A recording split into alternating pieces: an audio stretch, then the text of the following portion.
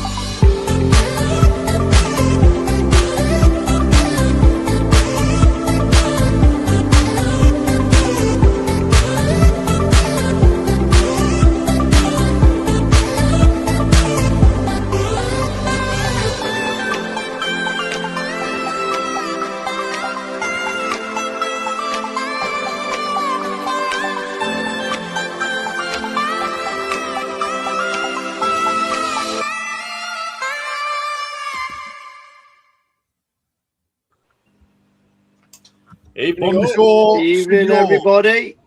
Evening, Bernie. Evening, Alan. Evening, guys. So, episode 11, I got the title wrong. I put episode 10, but nobody picked me up, not even from the team. So I got away with that one until I just dobbed myself in. I am very excited, or we are excited, to be able to be joined by two extremely versed gentlemen, if we can call them gentlemen, in the koi world. Quite often, we all know Allan Tait, but one person we don't really know is Mr. Bernie Woollands. You often do see him knocking around the koi shows, though, but he's generally elusive or inside the centre ring. And we're going to find out a little bit about Bernie in a minute or two. But before we do, little intros into letting the audience build. Busy week this week, all of us. We all went to a koi buying event, which was quite nice. So a few of us dealers actually got together. All had a look in some vats at fish, etc. And some of us bought a few, didn't they, Lee? Yes, I mean, yeah. It was good fun. I really enjoyed the well, it wasn't a weekend, was it? I really enjoyed the midweek little get together. Made a lot better knowing then that Dave turned up. I wasn't expecting Dave to turn up. Obviously, I wasn't interested in Dave. Obviously, he's always accompanied by Kate. So that was a real bonus for me. No, it was really good. I enjoyed it. Yeah, and I'll be honest with you. Yeah, I did pick up a few bits and bobs, you know. It was really nice. Right, before we go anywhere, Ollie, he's the guy that works for me in the koi department. Ant's late. Alan was late, actually. He delayed our start by 2 minutes. Yeah, what if? Yeah, so we had quite good heads together, and we managed to have a chat about a few things.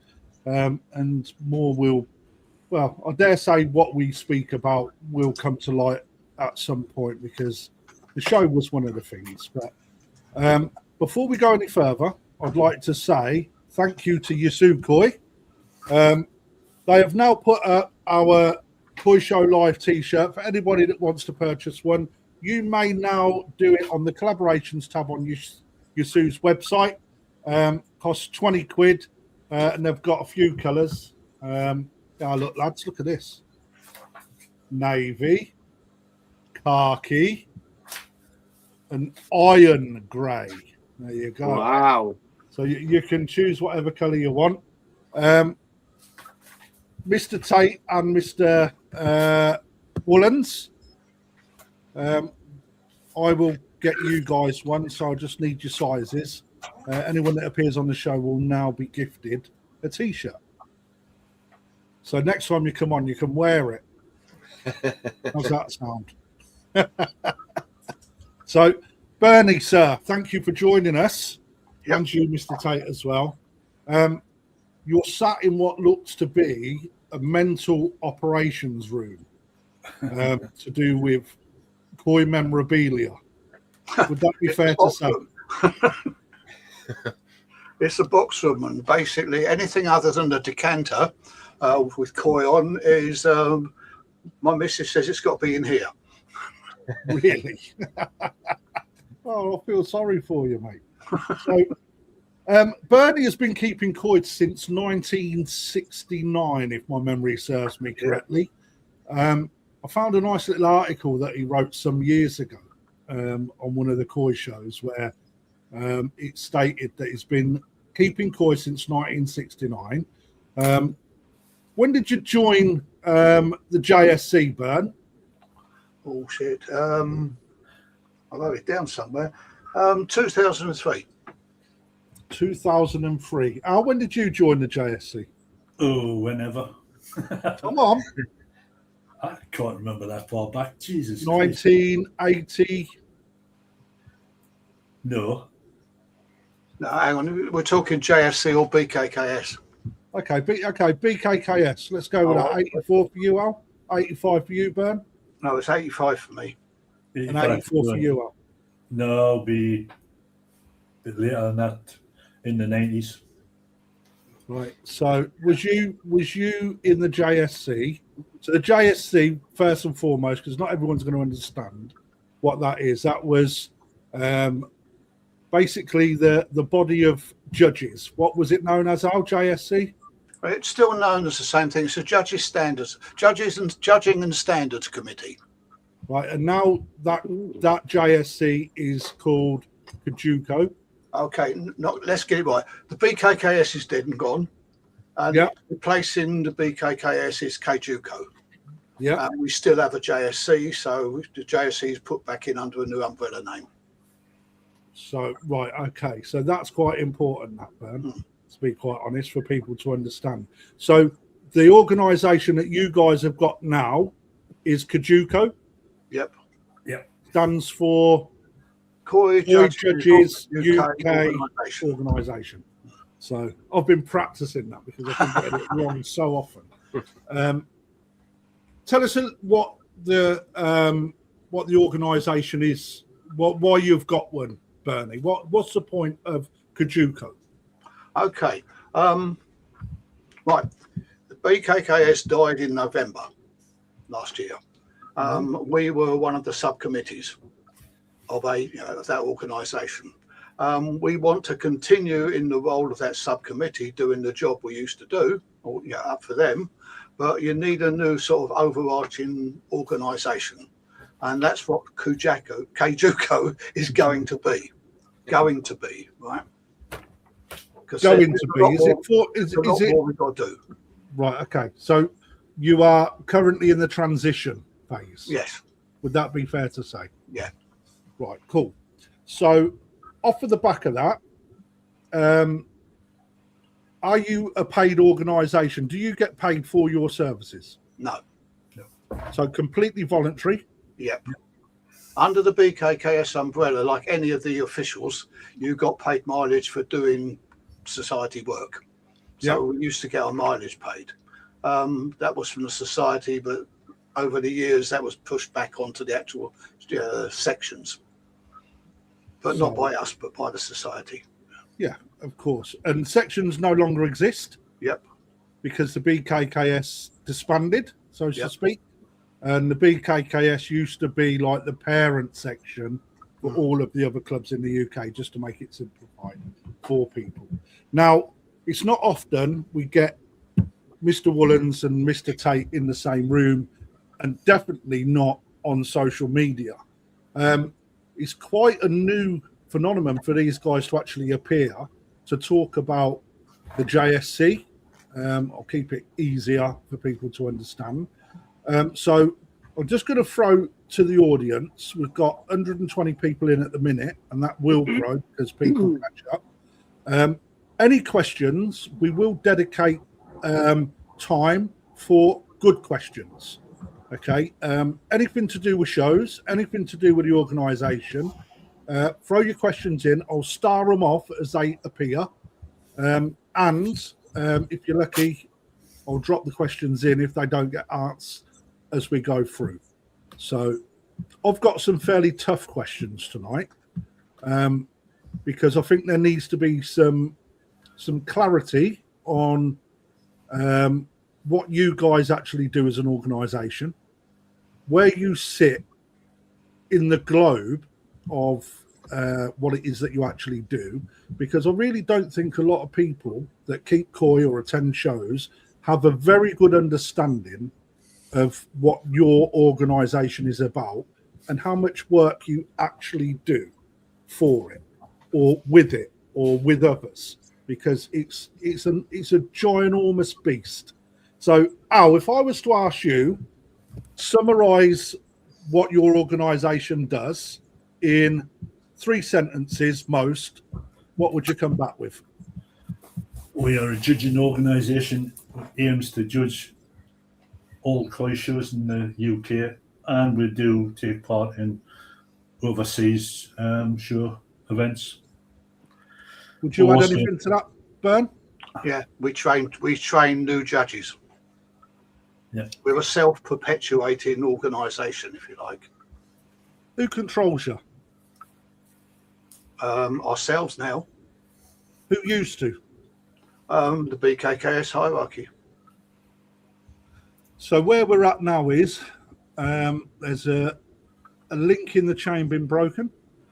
Yes, and if you want to get it really right, a link in the chain was broken probably 10, maybe 12 years ago. Part of the BKK, if you ever look at something about the BKKS, it would say it's the members, the sections, the subcommittees, and the overriding council. There was a mechanism within that called the NCM, the National Committee Meeting. It's got nothing to do with the National as a show. It's nationwide committee meeting, and it was for the sections. And the judges used to attend that. It was where the council got to grips with the sections and therefore the members of the sections, discussing that sort of business. But of course, within it, those sections that held shows, we were quite interested in having, in them. So we had an avenue to talk to them and them to us. And that's really where we got our direction from more than anything else. And so it's not just the BKKS dying, it was the fact that the NCMs had died. But we really lost, we lost a bit of contact, official contact, if you like. Okay, that's cool. So before we progress that any further, people need to understand who you are as Mr. Bernie Woollands in the koi world. So a bit of background about yourself. I've already told people that you're probably the first person ever to keep koi in the UK, being 1969.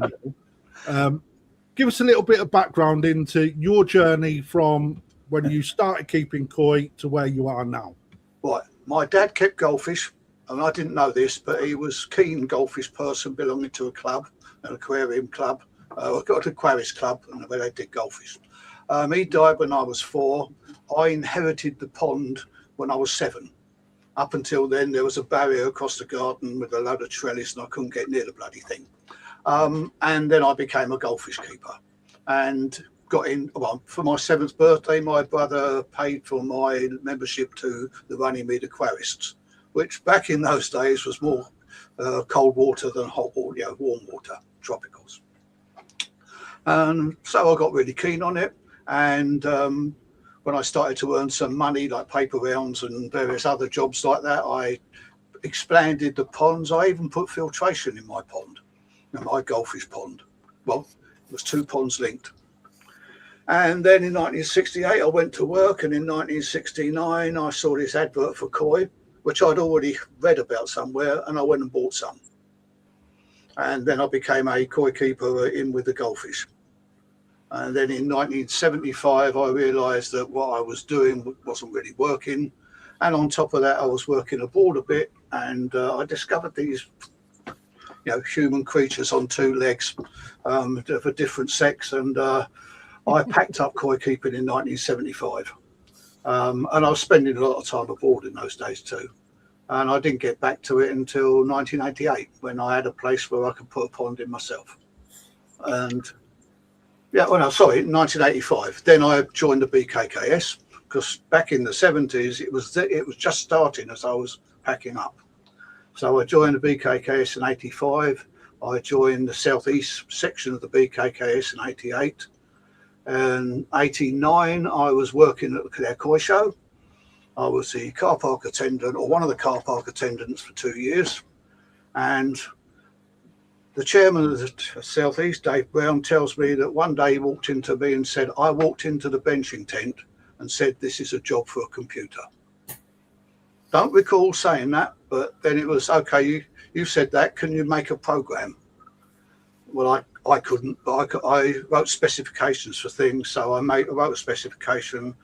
A programmer looked at it for me and said, oh, that's brilliant.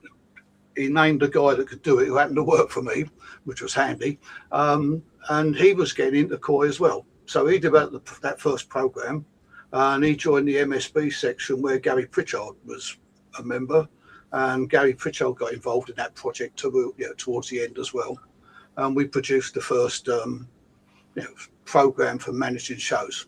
Now, I designed it for people with one finger, because all the people I knew didn't want to go anywhere near it, and I made it so it was all all you had to do was type a name after that. Everything could be done by one finger.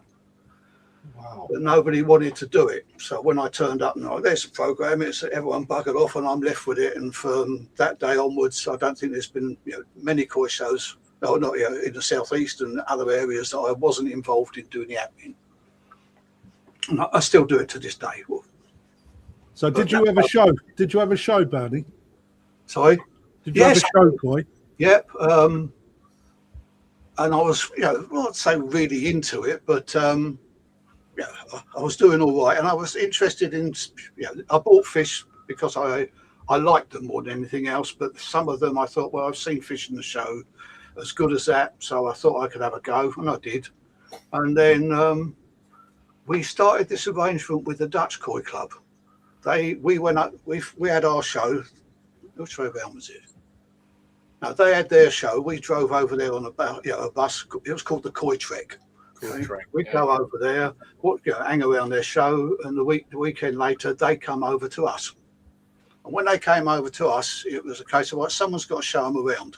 And I don't know if you remember a hobbyist called Cliff Neal. He wasn't far away from me. I had to go on their bus and take them to Cliffs and show them around. And it was a bit hard doing that and showing. So the next year I stopped showing so I could do this job, and did that for a few years. And then when that job was over, I just couldn't get back into showing it. I couldn't get back to having a vat, because you have to book one and so on. And they were premium, and I just basically got out of habit. And I think somewhere along the line, that was where I started to consider judging. So from there, then that's quite an accolade. Mr. Tait. What? Same sort of question to you, just so people know of your journey to where you are now. Well, my first experience with koi was for a client who phoned us up and said, look, I want a koi pond built. I went, what? You want a what? So I went over and built them a 5,000 gallon pond. And from that day, I got hooked on the bloody thing, and I wish I hadn't. So I came home the following weekend and told Jill I was putting a pond in the garden. So I put a pre-formed one in on the Saturday. I pulled it out on the Sunday and built a proper pond the next week, which she wasn't very impressed with, but never mind. Probably did my first show 1999, Northeast Koi Club, then progressed to go to the National for a few years. Then Kate McGill at one of her talks was chatting after the event and said, look, why didn't you become a judge? Why didn't you start and train to be a judge? And that's where we're at. He's gone. Who's gone? It had to be Mr. Tait, didn't it? Are you guys hearing me? Yeah. We can still hear Alan as well. No, Yeah. I couldn't hear him. Oh yeah, go on, Alan, keep going. We can still hear you. So you got approached by someone doing a talk?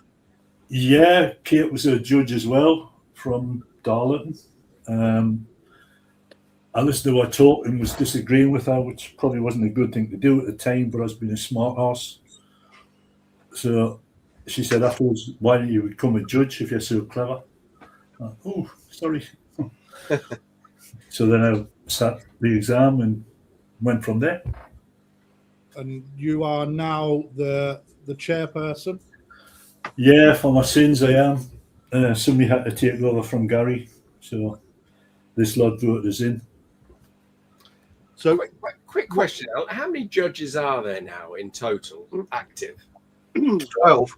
12. 12. Yeah. And by the way, you mentioned on a previous talk about Alan being very senior and stuff like this, right? Okay, He's the junior. he's number 10 of those 12. Yes, he's And the although junior. I'm so much older than him, I'm only number 8. Yeah. So I'm the baby of the team. You all say I'm the senior judge. I ain't the senior judge. Is it because you got the biggest mouth, Alan? Possibly. And there's all the handsome chaps there and ladies. Yeah, 2 Well, missing. that's some of them. 2, 4. So obviously we've got Bernie here. Who's this gentleman? Oh, that's Stefan Malm. He's Yeah. our allocations officer, and he's from Sweden. This gentleman? Gary Hillier, This young lady? Carol McCall, she's our secretary. This ugly bloke is obviously Al. I don't know, he comes from up north. If he jumped over the wall, he'd be wearing a skirt. And then Oh, Is that Chris? that's Christine Walker. She's a training officer. and then the gentleman behind we see him at all Tony shows. Sheffield, he's one of the senior judges. Yeah. This gentleman? Walter Reed, he's the most senior of all. He actually joined the JSC before there was the entrance, organisation we've got today. So he's a hanger-on from the time before. Excellent. This gentleman? Keith Bertie, This young lady? she's one of the new trainees. Nikki, Nikki? This Grisham, young man? Kieran Burns, he's our new treasurer. That's something we've had to have now. We're a separate organisation. Okay. And then down in the bottom is quite a well-known face, Pondy. Yep, And then Aaron, he's a Welshman. he's got anger management issues. And drinking issues. And he can't use a tape measure to save his life. Dr. Dave, You can tell those that we're a little bit more au fait with. Yeah. This gentleman here, where's just wiggle your. Oh, that's Dave Edge, Dr. Dave, Dr. Dave, very knowledgeable. And the gentleman next to him, and Ben Griezmann. That's Nicky's husband. They're the two and new their trainees. trainee. These are the newest trainees, these two, Yeah. correct? So it's good to see that we've got some new blood coming through. Yeah, Right. So I thought I'd bring that up just so it actually shows how much you guys how big you are, and I'm hoping that by the time we get towards the end of today's program, people will go, how the hell? Because I don't think people will understand how busy you guys really are. So now we've had a little bit of an intro, guys, any questions from you two before I start nailing people down? I'd just like to ask Bernie, because obviously, Bernie, you've judged probably in most of the KOI countries by now, haven't you? yeah. What would you say is, apart from Japan, where the leading quality now lies? Which country do you think, in your opinion? I still think we're squeezing it. Do you really?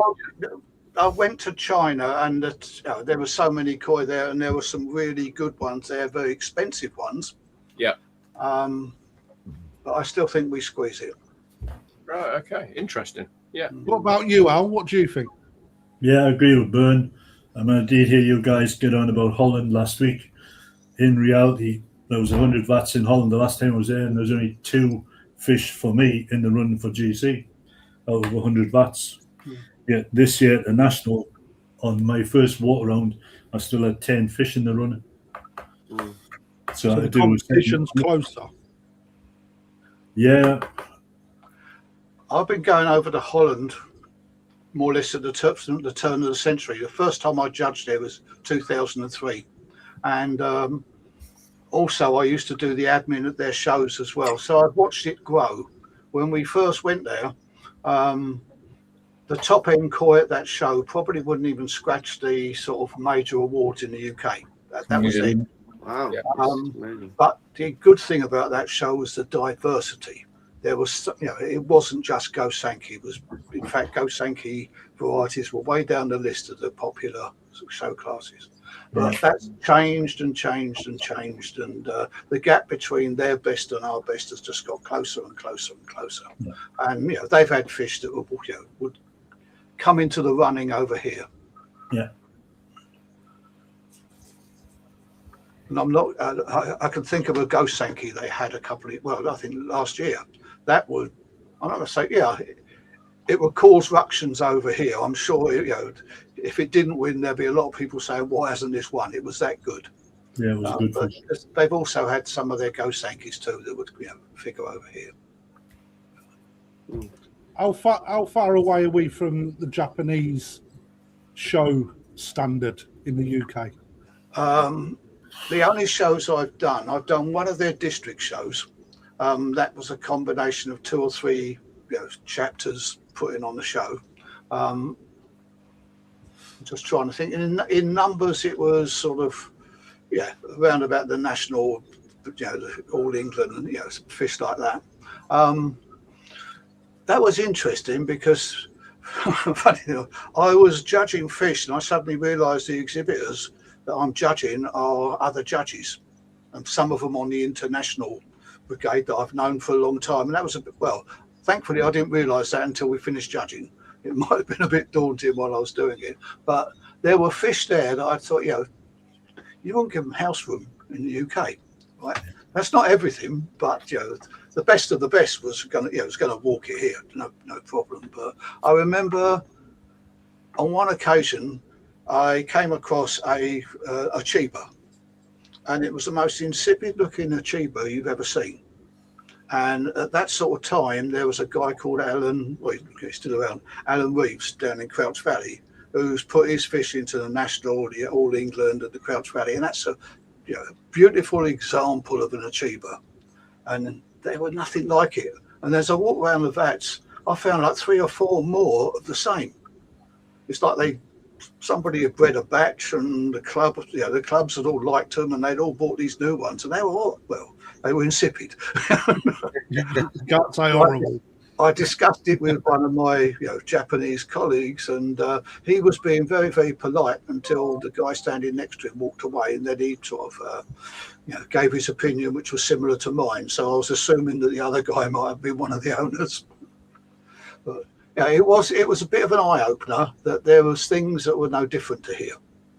And actually, running the show, you could take any of the show teams in the UK, drag them over there, bung them into the organisation, and they could do their job in those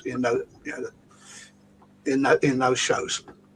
The only thing that holds you back for me is is the language when you're looking at the programme. Right. So the transition to the KJUKO. Okay. So sorry. Before you do that, you asked about Japan, and I just singled out one show, which was a lesser one. I've now done 6 of their international shows, which is the equivalent of the national, and that blows your mind. There's high average fish there that are not going to win any prizes at all, and then there are massive fish. That's something you just don't see. And you asked CB about something about Holland, and he mentioned the fish are fatter in Holland. Over the years, that's pretty true. But it's nothing like I saw in Japan. I mean, I walked up to a vat, and I thought it was like an overgrown ranchu. It was so short, fat, and the head was so bobbly. But it looked, first looking at the body, you think it's horrendous, but when you looked at the skin on the back, there was this massive array of red skin that was absolutely perfect, and you couldn't get it as glossy as that. Things like that blow your mind still. Bernie, do you think bodies now are getting to the upper limit now in Japan? When you see them of that mass now, do you think they've reached a point where enough is enough, sort of, before they do become stunted looking? Yeah, I'm going to say no, because 2 or 3 years ago, there was the GC at the All Japan in January, and it also turned up at a show in November. Now, I'd seen it in Japan, and I thought it was a great fish then, but when I saw it in Japan, I didn't even recognise it. It just took my breath away straight away. I think it was to do with the lighting, outdoor lighting and so on can be, at the right time, it's good. And that was a nice, even, long fish. It's owned by that guy Ewan that set up the news, one of the big Chinese. All right, yeah. Was it the Sankey, Bernie? Yes, it was. Sankey, yeah. But I saw it, I took a photograph of it, and when I came back, I sent the photograph to Liam Bess, and he said, that's the All Japan GC. It hadn't crossed my mind. I had to go and look up the photographs and sort of compare them. But when you saw one outdoors to the one indoors, it was completely, well, it wasn't completely different, but it really was outstanding. And I still didn't twig, because Ying Ying, the Taiwanese lady, she was a broker for that, and I was with her at the All Japan, and she took me to see her fish there, and I bumped into her at, I think it was, I didn't write down the name of the show, sort of Yamaguchi, somewhere around there, and she was there too. I was looking at the fish. She never let on it was the same one in Japan, so at the All Japan, but so it was perfect shape to me. Some of the ones I've seen, last year there was some there that I thought were a bit irregular. They're a bit too heavy. Yeah, there's still plenty of good ones like that. Yeah. Anything, Lee, for you? I was just going to ask, actually, what was the first year that you started judging, Bernie and Allan, and how has fashion changed? As in with varieties, obviously we've got Aragoki now, which I suppose the two of you are not too keen on judging, but it's they're wonderful reality now, isn't it? Do you know what I mean? But what was the fashion like back then to now, and has the varieties been jiggled around in numbers, been taken to the shows, etc.? Okay. I told Crafty that one of the things he's going to have to watch is I'm pedantic. I spent 12 years of my life training people where English wasn't their second language. And if you write stuff, you've got to be pedantic and you've got to use the words correctly. And Aragoki isn't a variety, it's just a type of Deutsch. Okay? I've just marked it hard, right?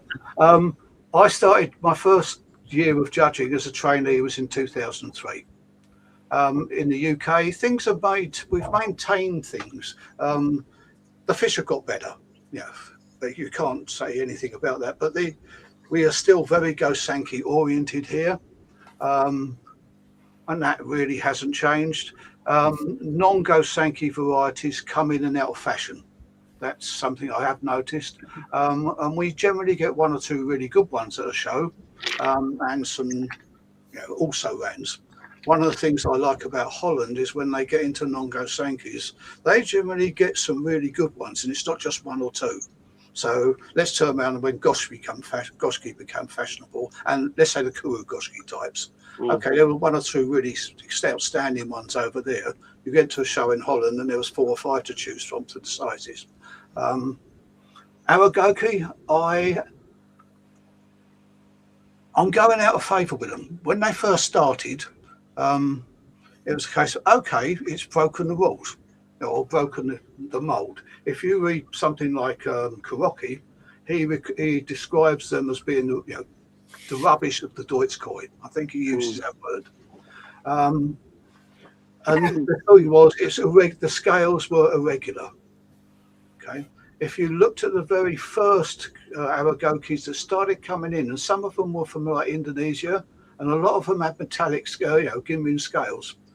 They were irregular size scales, but in regular lines. Yeah, and I thought that was very, very attractive. And so I became, started to be an aficionado of Aragoki. But it's like a lot of things. They've now got a market, and some of the not so good are coming in as well. And say polluting what was looking like a bloody good new invention, in my opinion. Yeah. Alan? For me, I would start probably about 2008. Just really at the back end of Matsunoski body lanes. And I think Byrne would see more Matsunoski body lanes from his era taking GC awards, where now we're seeing full out body shapes in the Gosangi range. Could you just explain what you mean by the Matsunoski body line to what we're seeing now? Because people obviously may not know. Yeah, Matsunoski then were probably one of the big players for GC awards. Their body line was slim. It didn't have the body lines we have now with Sakai and Dainichi, Momotaro, where from the head backwards is real body structure. Matsunoski was more slimmer bodies, but excellent bodies, excellent sheen on the skin. The skin on Matsunoski fish used to be superb. So from me starting, I've seen a big change in body line. Even with a non-Gosangi, you can see much more body line structure than when I first started. And maybe quite pedantic a bit like Bernie in certain respects. When I was a trainee, Shiro Tsuri used to win awards with no pattern on the head, which used to drive me nuts. I love Bernie's reaction then. Yeah, any pattern fish, the pattern should start in the head. And I was seeing Shiro Tsuri's taking firsts and seconds in shows with no bloody pattern on the head whatsoever. So maybe the gobby person did make my mouth go a little bit. And it's still to this day we see hobbyists making that mistake of buying fish with a pattern fish with a full red head on a KJUKO is a no-no. It was the other way, not the other way around.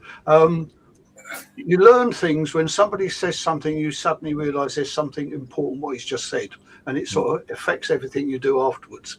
And Alan threw his toys out the pram at one of the JSC meetings about some results on Shiro Tsuri's. And I was sort of not taking too much notice until he suddenly turned around and said, "You wouldn't pick a KJUKO with no colour on the head." And that suddenly I thought, yeah, he's right. And when looking at these fish that he'd put up on the screen and so on, where they were Shiro Tsuris with no head pattern and so on, all of a sudden I saw them in a very new light. And, well, I've carried on the same doctrine that Alan sort of came up with then. Yeah. Yeah. The only fish that... Sorry, Al, go on. The only fish that shouldn't have a pattern on the head is a single coloured fish. No, you're wrong. Wrong. Becco. Right, we're going to have an argument. Beccos and Comomius. They have those. They shouldn't count. Many Beccos. So I'm going to throw it in now because it sort of links. I'm going to pull a question up in a second, but I'll ask mine first. I've seen the questions. In everything that is to do with livestock showing, whether it be dogs, cats, budgies, etc., there is a standard. Now, the standard, or the so-called standard, doesn't exist for koi. I know that you guys train to a standard, and when I say it doesn't exist amongst the hobbyists, dealers, etc. But you must have some sort of standard in order to train people. Would that be fair to say? Yes. You must have standards, but you don't often train to standards. Okay, elaborate on that for us, Bernie. Yeah, practical training, you deal with what's put in front of you, and if it doesn't fit this sort of mythical standard, you've still got to judge them. And there are standards, and probably the closest one to that is the Book of Kate's. But she more or less dodges the issue. She doesn't really state this is the standard, but the information's all there. Okay, that was one of the things that I felt. Well, I learned standards from the other guys in my koi club, at the shows. Picked up some of that from some of the guys in my club that were actually in the training program or became judges.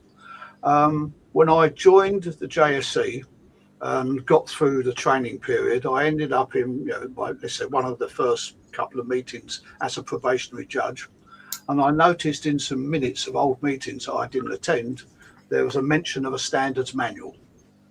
And a guy, Gary Pritchard, who was the chairman, it was something he'd been pushing for years, as I found out, but nothing had really developed. And then I can't remember how long before, at some point we decided, or he got some more people involved, and I was one of them, and we set out to write our standards manual. And then we found really that that wasn't really what we needed. For a training point of view, we needed a trainer's guide. But the standards were more or less there if you read sort of Kate's book. And you don't, it's not like goldfish where you have points for all various sort of things, and you can sort of sit down there and fill in a chart and get a number and that's it. You've got to deal with the fish that you see at a show. You can't turn around and say it doesn't conform, it's non-standard, it's out. Everything that's in the show has got to be judged. So you've got to be able to judge what you see. And so what we wanted to do was basically make sure that we all sang from the same hymn sheet, we all said the same thing, and the best way to do that was to start with the trainees. We needed something that all us judges basically were telling them the same thing in the same way. And so what we developed in the end was a trainer's guide, not a standards manual. And if you really want to sort of get into standards as such, Kate's book or some of the stuff of what he's done, it's in there if you want to look for it. What's Kate's book called, Bernie? Oh God, First Step, some appreciation. First Step is definitely the main title is First Step. So I knew Alan would have it. The First Step, Koi Appreciation. So again, a lot of people ask about what books to get. There's one to get. Pretty much nails it on the head. However, you mentioned you can only look at what's in the vats. Now, it's quite commonly spouted that you guys do a tick box exercise and score points for body, skin, colour, etc., etc. When you're walking around in the centre ring, are you judging and point scoring? Because you just mentioned with goldfish you don't do that, or you don't do what you can do with goldfish. But then we've got a standard that everybody who is judging would work from. Everybody's singing from the same song sheet, but I never see a A4 piece of paper for every fish that you judge where you're point scoring.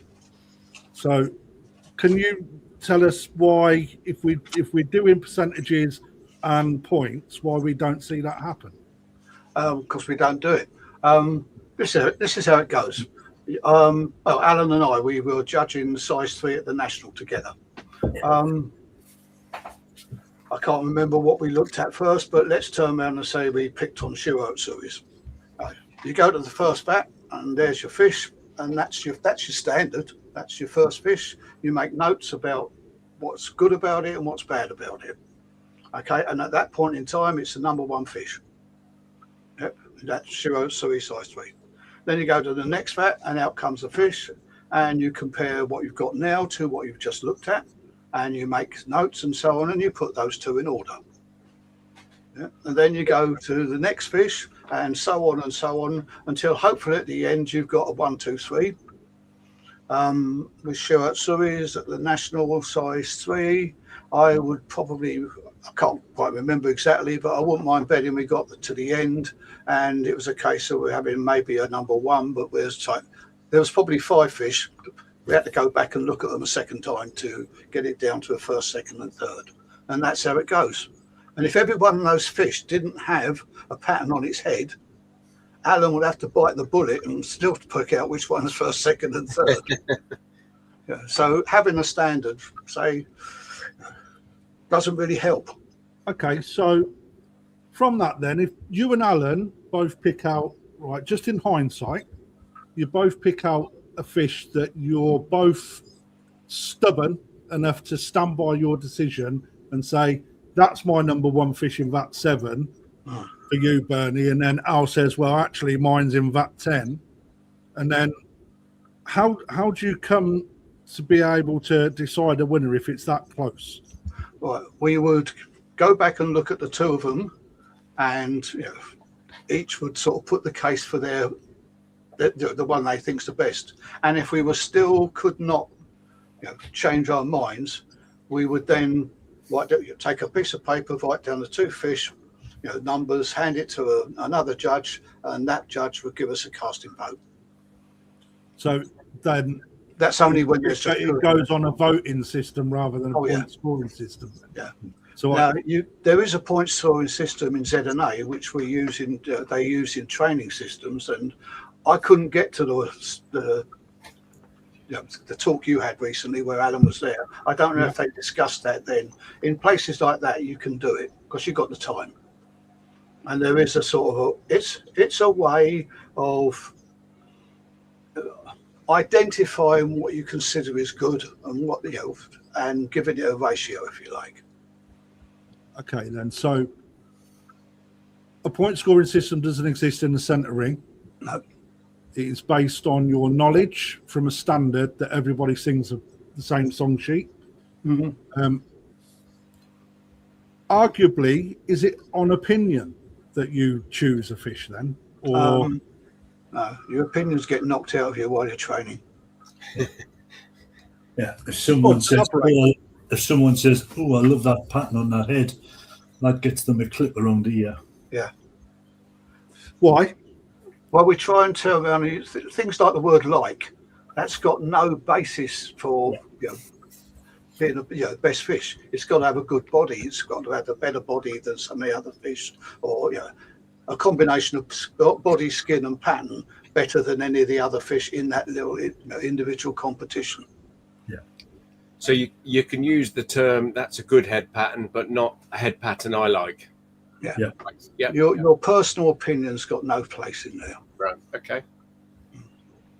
And you have to suppress any sort of prejudice you've got, and in either way, Gary Pritchard will always sort of tell you the best fish in the show is always a Yamabuki. That's a bit of a joke, but he makes the point that that's a fish, that's a variety he likes. But and every now and again we find 1 or 2 just to sort of put him on the spot. But Allan, hide. Allan, as a committee of judges, when you want to make amendments to your standards or your book of standards, etc., how do you make this? Is it a joint decision? Is it a we'll have our AGM, and any things we need to discuss, any changes to any judging points, we need to all agree on that.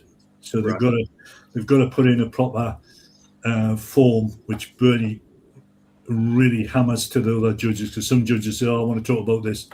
Did you put that in writing?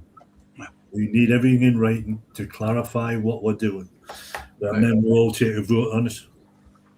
And we don't all vote the same way, but we do come to a consensus of opinion by the end of the meeting. So we have to look at all the different things that change. Aragoki for one, Karoo, Goshki's coming in. You've got to then look at different elements of those judging procedures, and we'll discuss things. I think when I first started, Nigel Williams was all about floating Benny on Goshki, And I was fairly new to it and thinking, well, really? Floating Benny is a new thing, so you need to all be talking about it and make the same consensus of opinion. So there's certain things I don't always agree with, but if the majority say that this is the way we're doing it, then I have to accept that. It can't be just about my decision now, especially me being the chair. It's not just about me saying this is what we're doing. All the other judges have to have the same opinion. So we all have to sing from the same hymn sheet. And Bernie knows when I'm abroad with Mark in Holland, I'll talk to Mark about different things to see where their standard are, where their standard is. And you have to talk to the foreign judges as well. You know, a lot of them are Z&A, and Bern is a Z&A judge. We go on to 2 Z&A judges in the GSC. So I'll talk to all of them when I'm abroad. I'll talk to Mark, any of the Z&A judges. The first time I really got into it was with Mike Harvey about Ginrin, where when I first started abroad was the judge to Ginrin and not the overall fish. And I couldn't get my head around it. And I was judging with Mike, and I said, well, I tend to disagree with you on this, Mike. You can't just judge the Ginrin, because you could have a fish that's skinny as hell, had slightly deformed heads, and you're judging Ginrin. Surely you should judge everything, the Ginrin and the whole fish. And things change over the years. So you have to talk to each other. Yeah. Apart from the Ginrin debate, most of the changes, we don't make too many changes for existing varieties and so on. It's something when something new comes along, you've got to have additions, if you like. Right, yeah. But funny, the Ginrin is a good one, because that was the first time I noticed any different. There were only 2 in a show in Holland, and one of them was a Ginrin shower, and the Ginrin, I've never seen Ginrin like it since. It was almost like it was metallic on the back. You could barely see the sort of shower pattern because the scales were so shiny. Yeah. But the body of the fish, the backbone was almost standing out, and the fish was weaving. It wasn't swimming. The other fish was a Hiyotsui, where the Ginrin was sort of standard Horsham again, and the Sumi on the fish more or less covered the Ginrin. But it was a stonking, solid, koi, and that was my choice to put it first. And all the other judges were, no, look at the Ginrin. Okay, yeah, the Ginrin's good, but the body, no, that doesn't matter. When Z&A, and probably Shinkokai too, when they introduced the Ginrin class, it was there to judge a phenomenon that wasn't on any other fish, Ginrin. If you go to a show in Japan, most of the fish, before they put a fish in the show, it's got the right body, it's not sick, everything's there, and then there's Ginrin slapped on top. I don't think they ever really thought about fish without, considering it to be a perfect fish underneath. When we eventually got much closer to them, it's a case of some of them are saying, well, okay, we see your point of view and we're meeting somewhere in the middle. And the guy just mentioned, Mike Harvey, there are two South African judges, very experienced. They've got their own system judging, program and so on, and we've taken a lot of advice from them over the years. They made the transition, if you like, to be able to talk about Z&A stuff to people like us. Yeah. So let me throw a curveball in then. So what about the so-called Yellow Dragon as a manufacturer's name? Yeah. I'm glad you used that word. Yeah. I'm in the Dutch club, and 5 or 6 years ago, these new varieties come on the market, and we want to know what the specification is, and you try and get it from the people that are bringing them into the country, and you've got nothing tangible. So it was a case of, well, ask the Japanese. And so I did. And in the end, I got fed up because they never got it into their heads I was asking on behalf of our committee. They seemed to think I didn't know what I was talking about. And I didn't want to be the messenger. But most of the things that come back, that's the product name. It isn't a proper variety. And apparently, once upon a time, if you had a new variety, you bred something new, it had to be identifiable by, let's say, an unambiguous sort of sentence or two. And from a breeding point of view, it had to breed true after something like 4 or 5 generations or something like that. Now, that isn't happening these days. I've seen fish come onto the market. They're all big, they're the new things, and 2 or 3 years later, you never see them again. So, Bernie, would you consider Taniguchi's golden corn to be what you perceive as being a new variety? Because it is a few generations old now. I don't think the variety is very stable, as in the look of the fish can be a lot different through all the spawnings, can't you? But what's your opinion on the golden corn? well, I saw the very first one in Japan. I got photographs of it and so on. It was a single coloured fish with bronze scales that were had Ginrin striations in all over, very uniform. It was something new. It was breathtaking. And that was supposed to be the phenotype for the new golden corn. What comes out these days, some are Ginrin, some are not. They're multiple colours. I can sometimes see in some of them that there is a sort of a corn-like appearance to them. But going back to my goldfish days, you have a sport, you're breeding something, you're breeding a particular line of fish, something new comes out, that's what you fancy, you try and recreate it and so on, and eventually you come up with something new. From a phenotype, you make it the genotype. That didn't happen with the corn, in my opinion. I think I've never seen anything else on the market like that first one. Yeah. So it seems to me like you try and do it, you haven't got it, well, you've got to shift the other one. So, they were pretty weak, I thought. Yeah, so still, in your opinion, then, a kind of a weak variety, as in not producing what it should be, is a massive variety of offspring, isn't it, at the moment? Yeah, if you'd asked me that before the Belgium show this year, I would have just said, yeah, you're right. Yeah. There was one in Belgium, nothing like the original one, 2-colour and so on, but that was quite spectacular. I've seen some great golden corn, but again, they're quite a broad spectrum of what they turn out to be, isn't it, at the moment? In Japan, you've got a fish that can fit into 2 different show classes. That's weird. So how does that work, Ben? Well, if you've got something like the original one, okay, if it's Ginrin, it's going to go in Ginrin B. That's Ginrin 2 in Japan. But if it wasn't Ginrin and so on, you'd put it into sort of Muji Mono as a single colour koi, and then another one comes along, and that would have to go in Kawaii because it's got 2-colour koi. It's got pattern. So. But I think the most impressive ones I've seen over there is like, again, it's not like the traditional golden corn that you were probably seen as the first ones. It's just all like beautiful KJUKO and stuff like that. It's such a variety that comes out of them, the spawning.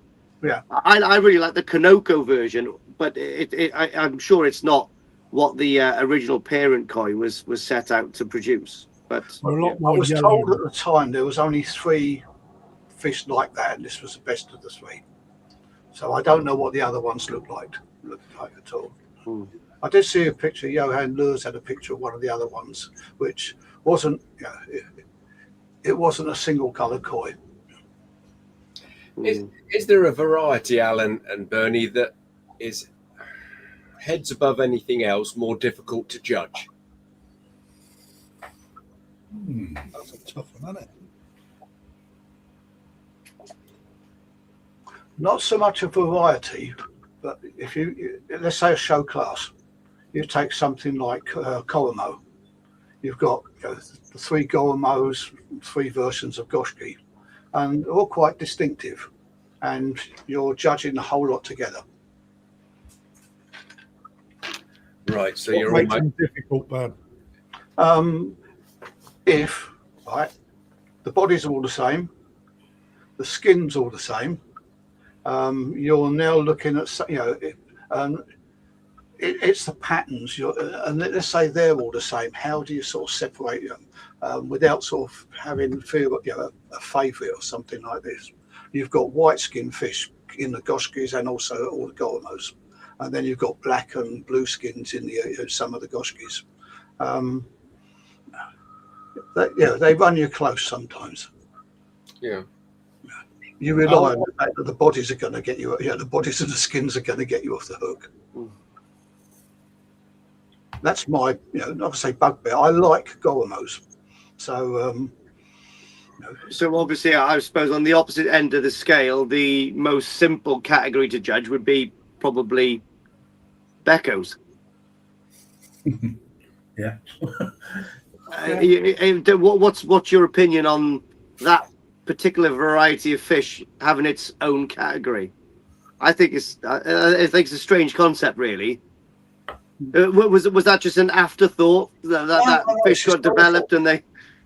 Once upon a time, there was only 7 show classes, right? And that was one of them. Okay, Really? If you looked back through the sort of history and so on, they were one of the early multicoloured fish. They weren't white; they were yellow and red with those sort of tortoise, black patterns on them that were more brown, and hence the tortoiseshell, and so on. So they were already well established. Then they got the white versions, which tend to be sort of byproducts of Sankey production these days anyway. And they're not exactly popular, but it's one of the original show classes.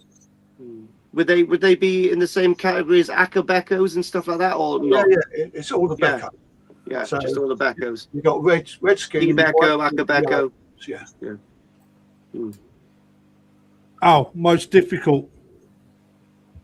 I'm thinking. I've been thinking for ages. Probably Benny Kikurio, any of the Kikurio range. Because in the show that the metallic luster just disappears, the gunmetal grey disappears. So it's really hard to judge them. It looks stunning when you put it in that vat. Give it 20, half an hour, and then you can see it start to fall off, and it just spoils the fish. So it becomes hard to judge them. I've seen that with Phil Norton's fish at the Great British last year. Yeah, that caught looks that fabulous. reversed. yeah. Like When you put it in, it will look stunning. Yeah. Yeah. Give it a few hours, and it just become a nightmare. And people get disheartened. They brought a fish, Phil, for example. When you put that fish in the vat, it looks stunning. When we come to judge it, it was bang average. Yeah. And they should really blame you dealers because you sell them to them without letting them know that they're going to screw up in a show vat. What about judging a certain phenomenon on a fish like Subamon or Cargay or something like that? What's the most difficult kind of thing like that to judge? To be honest, certainly not Matsubamon. Yeah, Matsubamon. I was going to say one of the easiest things. Yeah. If you get one scale knocked off a Matsuba, it's ruined. If you like, there's going to be something without a missing scale in the competition. So they're quite easy. What was the other one? Cargay. Cargay. We don't see a great deal of them. No. I never see many in the show vat. What about Cargay Shero? Would that be in the same category as a Shero? Yeah. And obviously, I would probably assume that a very nice standard Shero would probably win over a Cargay, wouldn't it? Yeah. I would have thought the Cargay might be a spanner in the works there. No, Cargay fish go into Kawari. Yeah. Kawari, except showers. Cargay showers stay in shower. Yeah. Right. Okay. And it works there. Sometimes a Cargay showers are very, very attractive fish. Yes, I agree with you. Actually, yeah.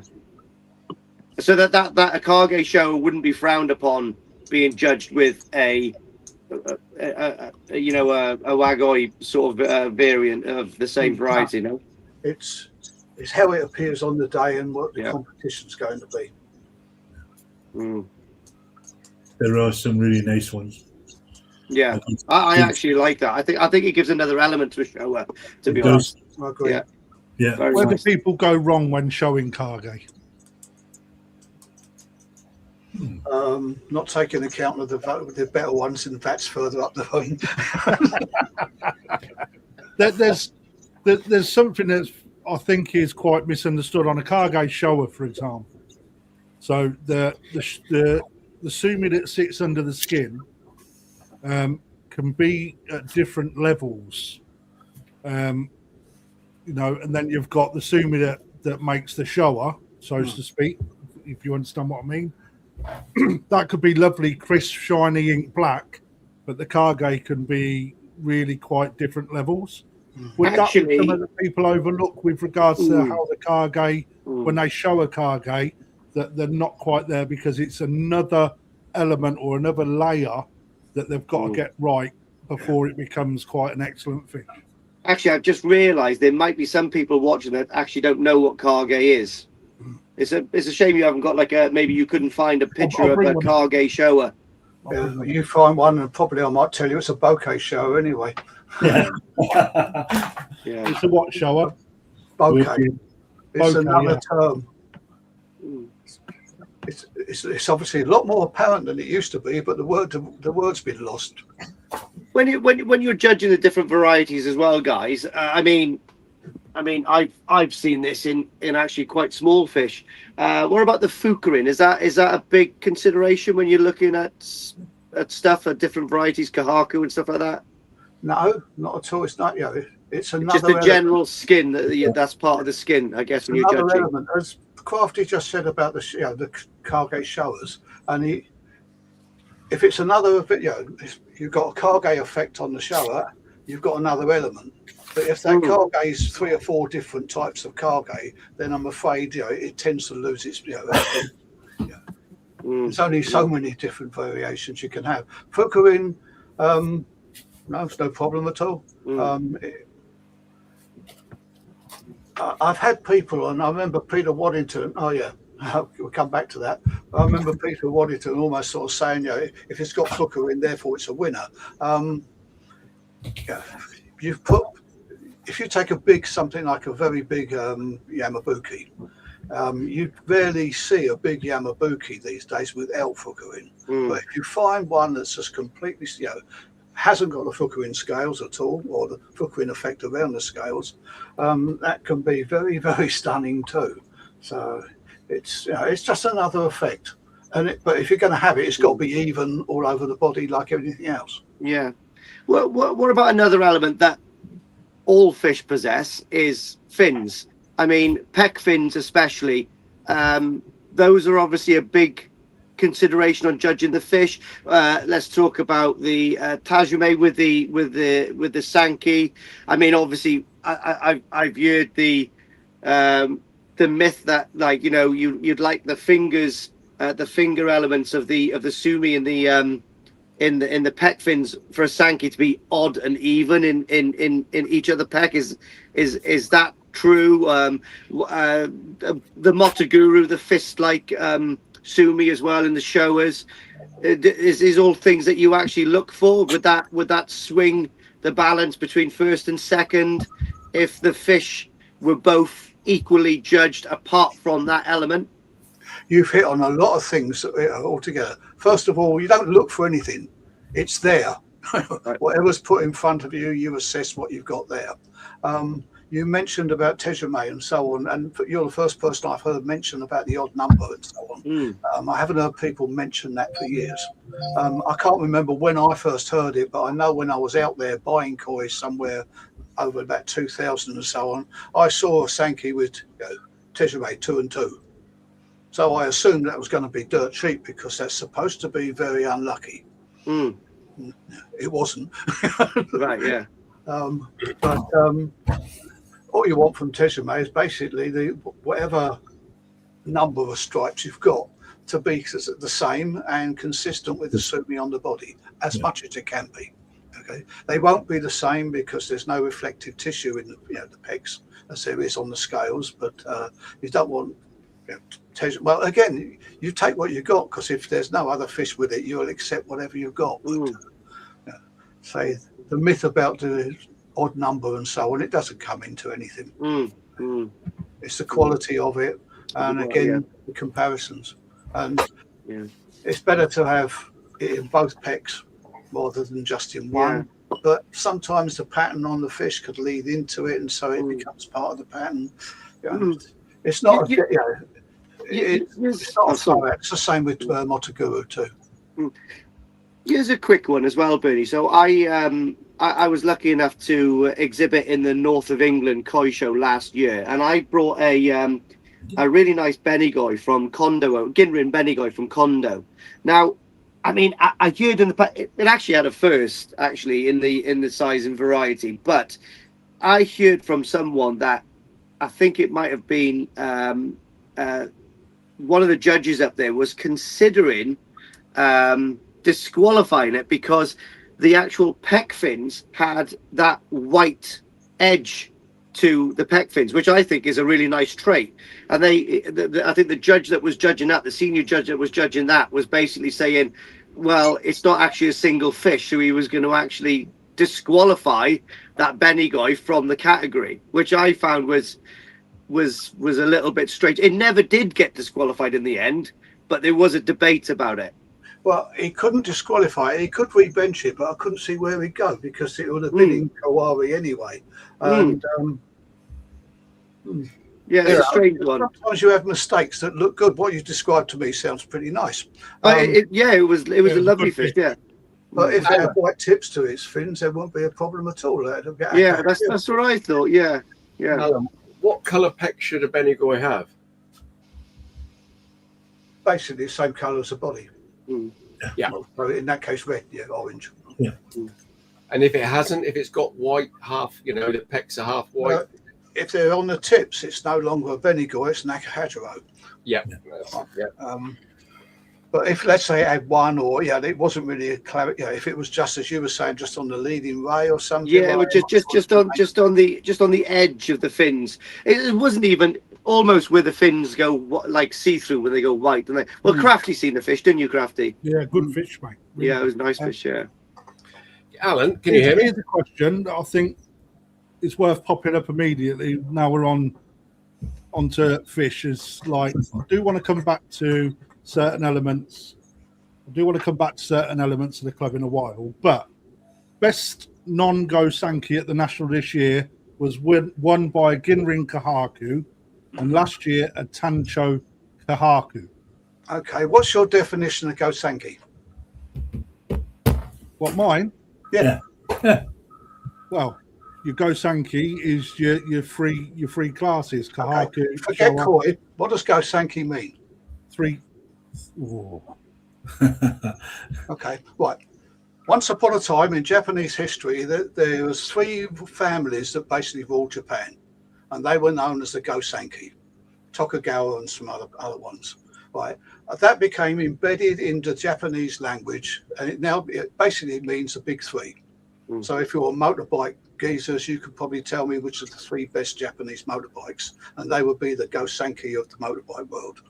When it comes to koi, the top three show classes, are the go Sankey, not the variety, the show classes, which is Showa, Sankey, Kahaku. Yeah.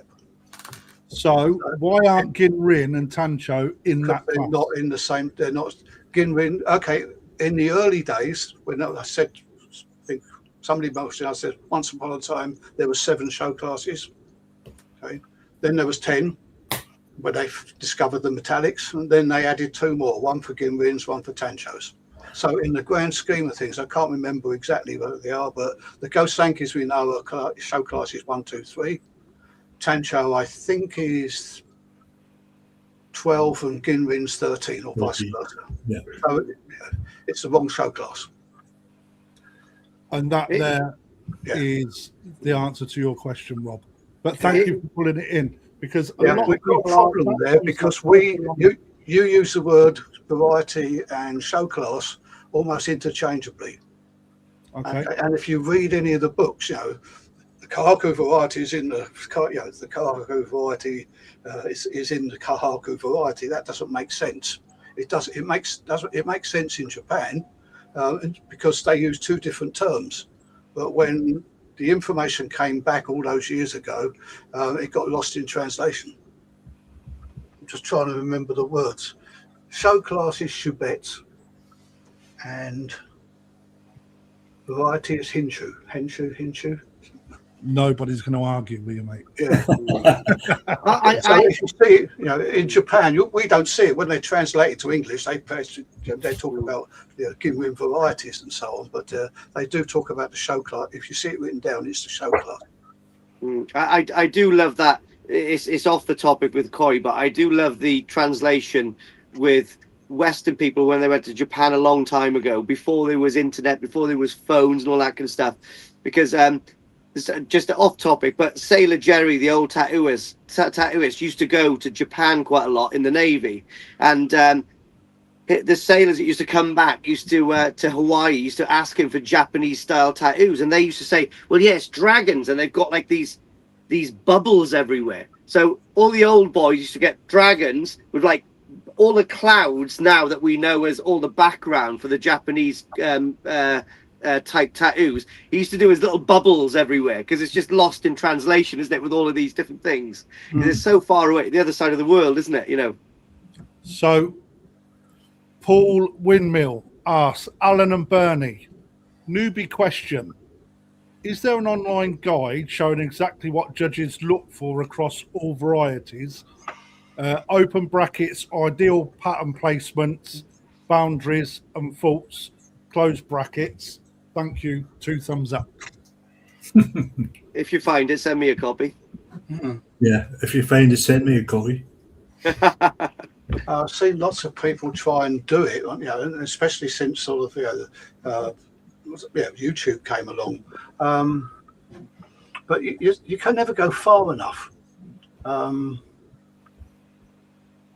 I say the best way to find out is go and join a koi club. You get loads of, you can get a lot of advice and the koi shows. So this is something that I've harped on about time and time again, about just exploring what's available on the internet.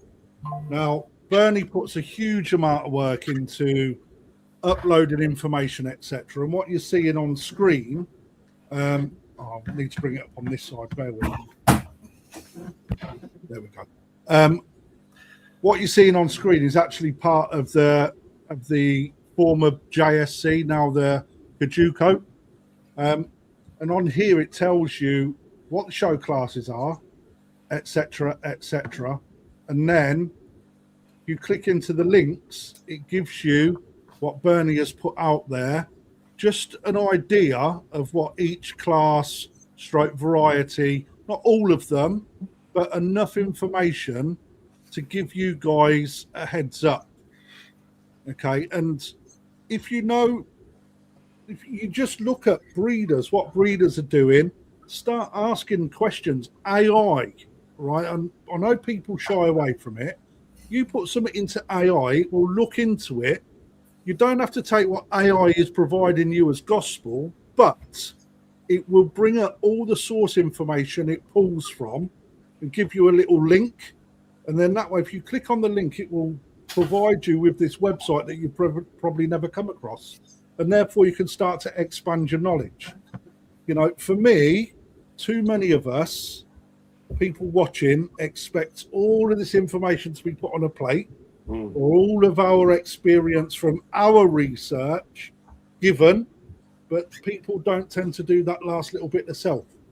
The internet is the most powerful thing in the world today, and it's getting easier and easier and easier to use. So AI will do you a favour.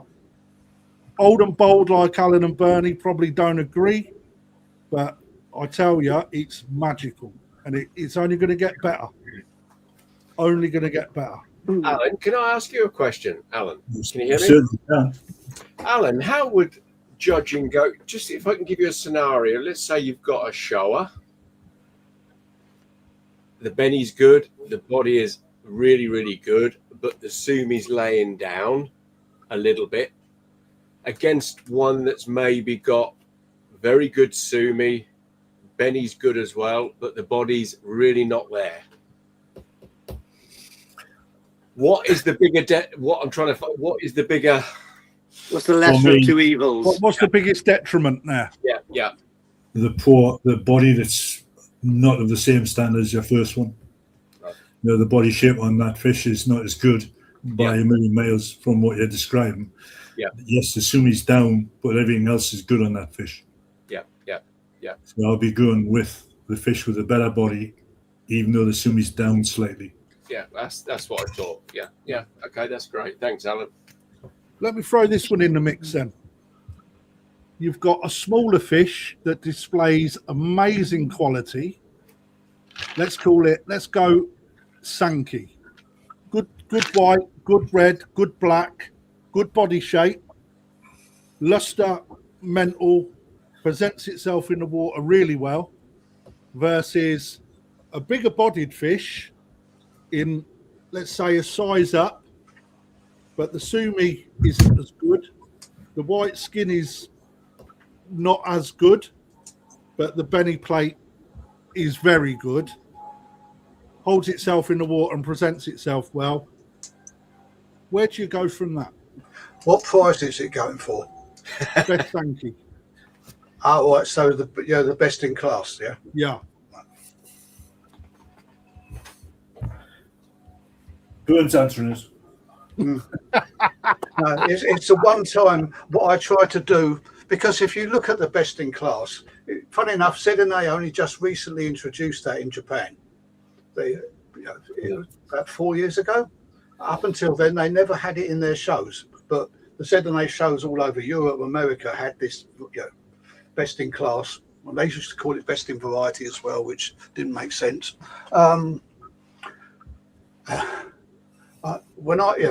Basically what you're doing with that best in class is you're giving a prize to a fish that's already won a prize. Yeah. Because it wouldn't be on the list for this. Right. Which is one of the reasons I don't particularly like it. So if I'm put in that position, what I try to do is ignore all the other bits and pieces about body, skin pattern and all of that, and look at the fish as, in this case, just a Sankey. So if you like, I'm looking for the Sankiness. That's when I'm put on that position. And I think from your description, I'll probably end up going for the smaller one. Yeah. So here's textbook Sankey is. Here's one as well, guys, because this is a myth that I think everyone doesn't quite understand. Right. So let's just say I take a KJUKO size 2 to the National Koi Show. I decide which I want to take. Now, the fish that I've decided to take is my number 1 KJUKO in size 2. The body is brilliant. The skin's brilliant. The pattern's brilliant. It's all there. The body looks fantastic. However, the fish is 26 centimeters. Okay. Now that goes into the national. It gets judged by you guys. Just because it's 1 centimeter into size 2, would you necessarily dismiss that and look for something that's going to be 34 centimeters? I shouldn't see it. Oh, sorry. You're saying it's size 2, 26. It's just got. Yeah, so it's just going into 26. But the body, it's faultless. You're looking at that and you've gone, right, that's amazing. Okay. When we were judging the national this year, Alan and I, we had a trainee with us. Alan, we weren't training him. Alan was giving him a bloody examination. He was really putting him through a loop, of making him explain to us what he, the fish that he chooses, why he's choosing them. And he did once. Well, once he used the word like, and he got a smack round the ear hole for that. From Alan, not me. I don't do that. But he also mentioned size once, and I turned around and said, "Hang on, we do body, skin, pattern. Right, good. There's a few other things too, but there's nothing about size in there. If it fits in that group, it's got to be judged. Okay. Do you judge length? No. So why do we have body? So why do we write down what length fish are then? Just so that they're sort of being judged with with like for like. They're judged in the Sankey with fish of a similar size. And it's what, 5 centimeters? No, it's 10 centimeters, isn't it? Yeah. So, but it's like you judge size 2 with size 2, right? Yeah. Yeah. So but 10 centimeters, 4 inches, it's quite a bit. It's quite a bit of difference. So a fish up the other end does have some advantages. You can get a bigger but not necessarily. Not Yeah, necessarily. necessarily. not from what you're describing, Lee. You're talking about a fish that's just into size 2. Yeah, that's right. Exceptional body shape. Well, Because then it's a a lot, hazard yeah. beat a bigger fish. Yeah, because a lot of people are put off about taking the fish in the lower sizes, and they're gutted that their fish maybe just creep in to the next category because they think they don't stand a chance. Now, I know some of the big awards I've had are with fish that have been 50 cm, which is bang in the middle of the category, which is probably better than being in the lower side of the category. But again, that's how people think, isn't it? So I think people need to understand that that is not necessarily a bad thing. It's the fish that's going to be judged. Yeah. The quality of the fish, not if it's in the lower or the upper size of the category. Yeah. It's got all the other things over, the same as the smaller fish. It's got to be as good a quality, and if it's a bit bigger, it does then tend to get an advantage. But yeah, I've seen it.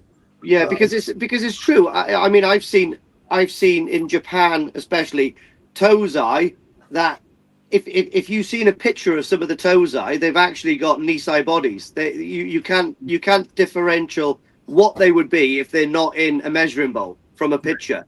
They're probably Nisai. Yeah, Chibi Nisai. I benched the koi to Southeast is quite a while back now, not too far back, and that went over into the next size. And the guy was distraught. He wanted it remeasured, and after about the third time it was remeasured, and I said, "Look, I'll get the senior judge when he comes in, but I'm not doing it again." And I was getting very strict with him because I was getting so fed up. The thing was, I wasn't looking at the size; I was looking at the fish, thinking, "This is a bloody good fish. This is going well in this show, even though it's jumped into another size." And I can't remember. It got into best in size. I think it came second, in the size above, and the fishing that was first took one of the majors. So it was second to a major, even though it had just gone in. And a month or two later, he showed it at Worthing, and it took GC. Nice. But then after that, I never saw him again. He seemed to drop out. We never saw him shows, but he was just so distraught about it. It's like 1 centimetre over, and he wanted to measure the measuring bowls and all sorts of stuff. And in the end, I was saying, if you've measured this measuring bowl and it is wrong, I've got to remeasure all the fish in this show.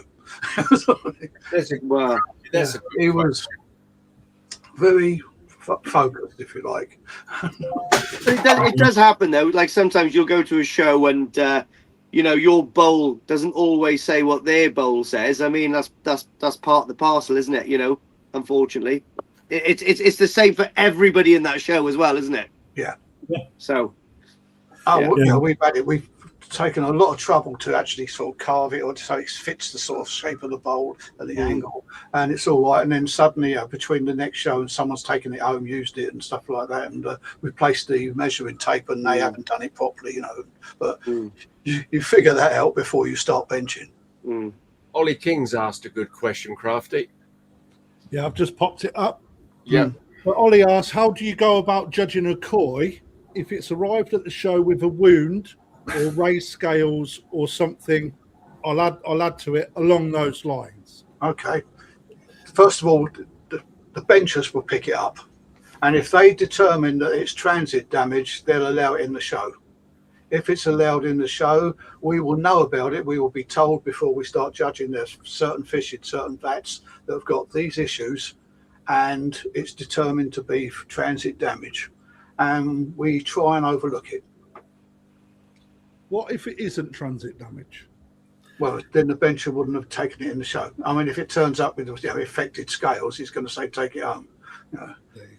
A sick fish doesn't belong in a koi show; it belongs being treatment back home. So, if the benching team miss something and the judges see it the next day, do the judges have any power to dismiss that fish, or? We bring it to the attention of the show chairman or the chief bencher or stuff like that. We are the last stop. Most of the time, our job is to sort of correct benching errors like in the wrong show class and so on. The standard of benching in the UK is pretty good, so you don't really have those issues with wounds and stuff like that. And from let's say the All England, and you get new exhibitors there sometimes. You don't get many dodgy fish brought to the shows. No. No, our exhibitors are, bringing their pets, and they've been looked after. So, What about on the opposite scale? What about a fish that has had an injury? Maybe it's had to have a clip leading ray of a pec fin because there was a damage in there. It's healed up over the course of 12 to 2 years, and that comes to a show. I mean, obviously it's an old injury that's healed. Now the fish is, back in the show scene. What would, obviously, is that a massive demerit if you can actually see the leading ray has had to be removed or something like that? yeah, I mean, first of all, you're right. If it's a healed wound, benchers will allow it into the show, and therefore it competes with everything else. And yeah, sometimes it's, it is an impediment. Yeah. Okay. But not, it's not automatically. This has got a leading ray missing, therefore it's not going to win. But comes up against a fish with everything going for it without a leading missing ray. It's Of course. It's going to stand against it. And I mean, sometimes when you're judging, you've got 3 or 4 fish competing for the same prize. It's almost like a get out of jail card because you're having a problem identifying the first, second, and third, and little things like that sometimes make it very easy to say, well, put this one back behind another. It's something tangible. If someone argues afterwards, you say, well, it's as good as that one. It would have, we would have been having a big argument over which one of these two is best, but I'm afraid that scales missing or something was the difference. What about the behaviour of koi? So let's just say now I'm well, I don't know. I consider myself lucky to live in a quite a soft watered area down here in South Wales. Now, when I take my fish up to the Great British, got harder water there, the temperament of my fish up there has always been, I don't know, from year to year, they've been actually different. Like some years they're really erratic and don't like that temperature, the water change at all. And sometimes they're absolutely a nightmare. So is that taken into consideration as well? If the fish is not, looking its best, then it's that. We don't know where it comes from, or why it's not looking its best. But at the national this year, when we were doing one of our size 3s, I got to a vat and there was a fish in there that was basically hanging in the water. Now, it wasn't going to beat the top. At that time, I had like a top 3 and stuff and so on. But I just turned around and said to the trainee at the time, well, in this situation, the fish has got to be able to swim, move on. Yeah, it did happen a few years ago. A fish that was in the running for GC just was not swimming about at all. They're just hanging there. So it wasn't even a consideration because you couldn't tell its swimming motion, whether there was deformity in its body lines. It has to be able to swim for us to make a judgment call, especially on the major awards. Well, and we're that a bit crafty. Sometimes, like my water at my place is only pH is 6.8. And I've seen me go to Manchester when Manchester used to have a show and their bloody pH was 8.6. So my fish just did not like it at all. I ended up taking the fish home because they were really stressed. Yeah, it's difficult sometimes, especially I suppose when hobbyists are from a long way away. I mean, I can remember I was lucky actually. There's the last West Wales show we had down here. I took one of my heated series and I had to take that back. There was no way that was staying in the vat for the night. It would have been out. It would have been on the floor in the morning. So that come back. But I can't imagine something like that happening at the national further away from me. That would have been an absolute nightmare. But it happens, doesn't it? You do get unhappy fish. Yeah, it does. Yeah. It does happen. Actually, going back a while after you, sorry, how are you doing again? Sorry. No, go ahead, Bernie. Go ahead. You started to say you wanted to talk about KJUKO. You wanted to drill down a bit more, and then we got off on a tangent. Yeah, what we'll do is just bring some people's questions in, and then we'll go back to the KJUKO where it sits. I want you to explain a little bit about the Z&A and stuff like that, so people have an understanding of these organisations that you're talking about as well, because I think it's quite important for people to understand what you guys do and how you interact. But before we get there, while we're just on standards and what you would do if scenarios, Colin Holland asks, can you tell if a koi has been, let's say, had plastic surgery? So in other words, it's been Modified in any way. in one way. Is that a posh word? I know what he's staying away from the word because we don't like to use it because we don't condone it. But No. it does. I mean, has a koi been mutilated?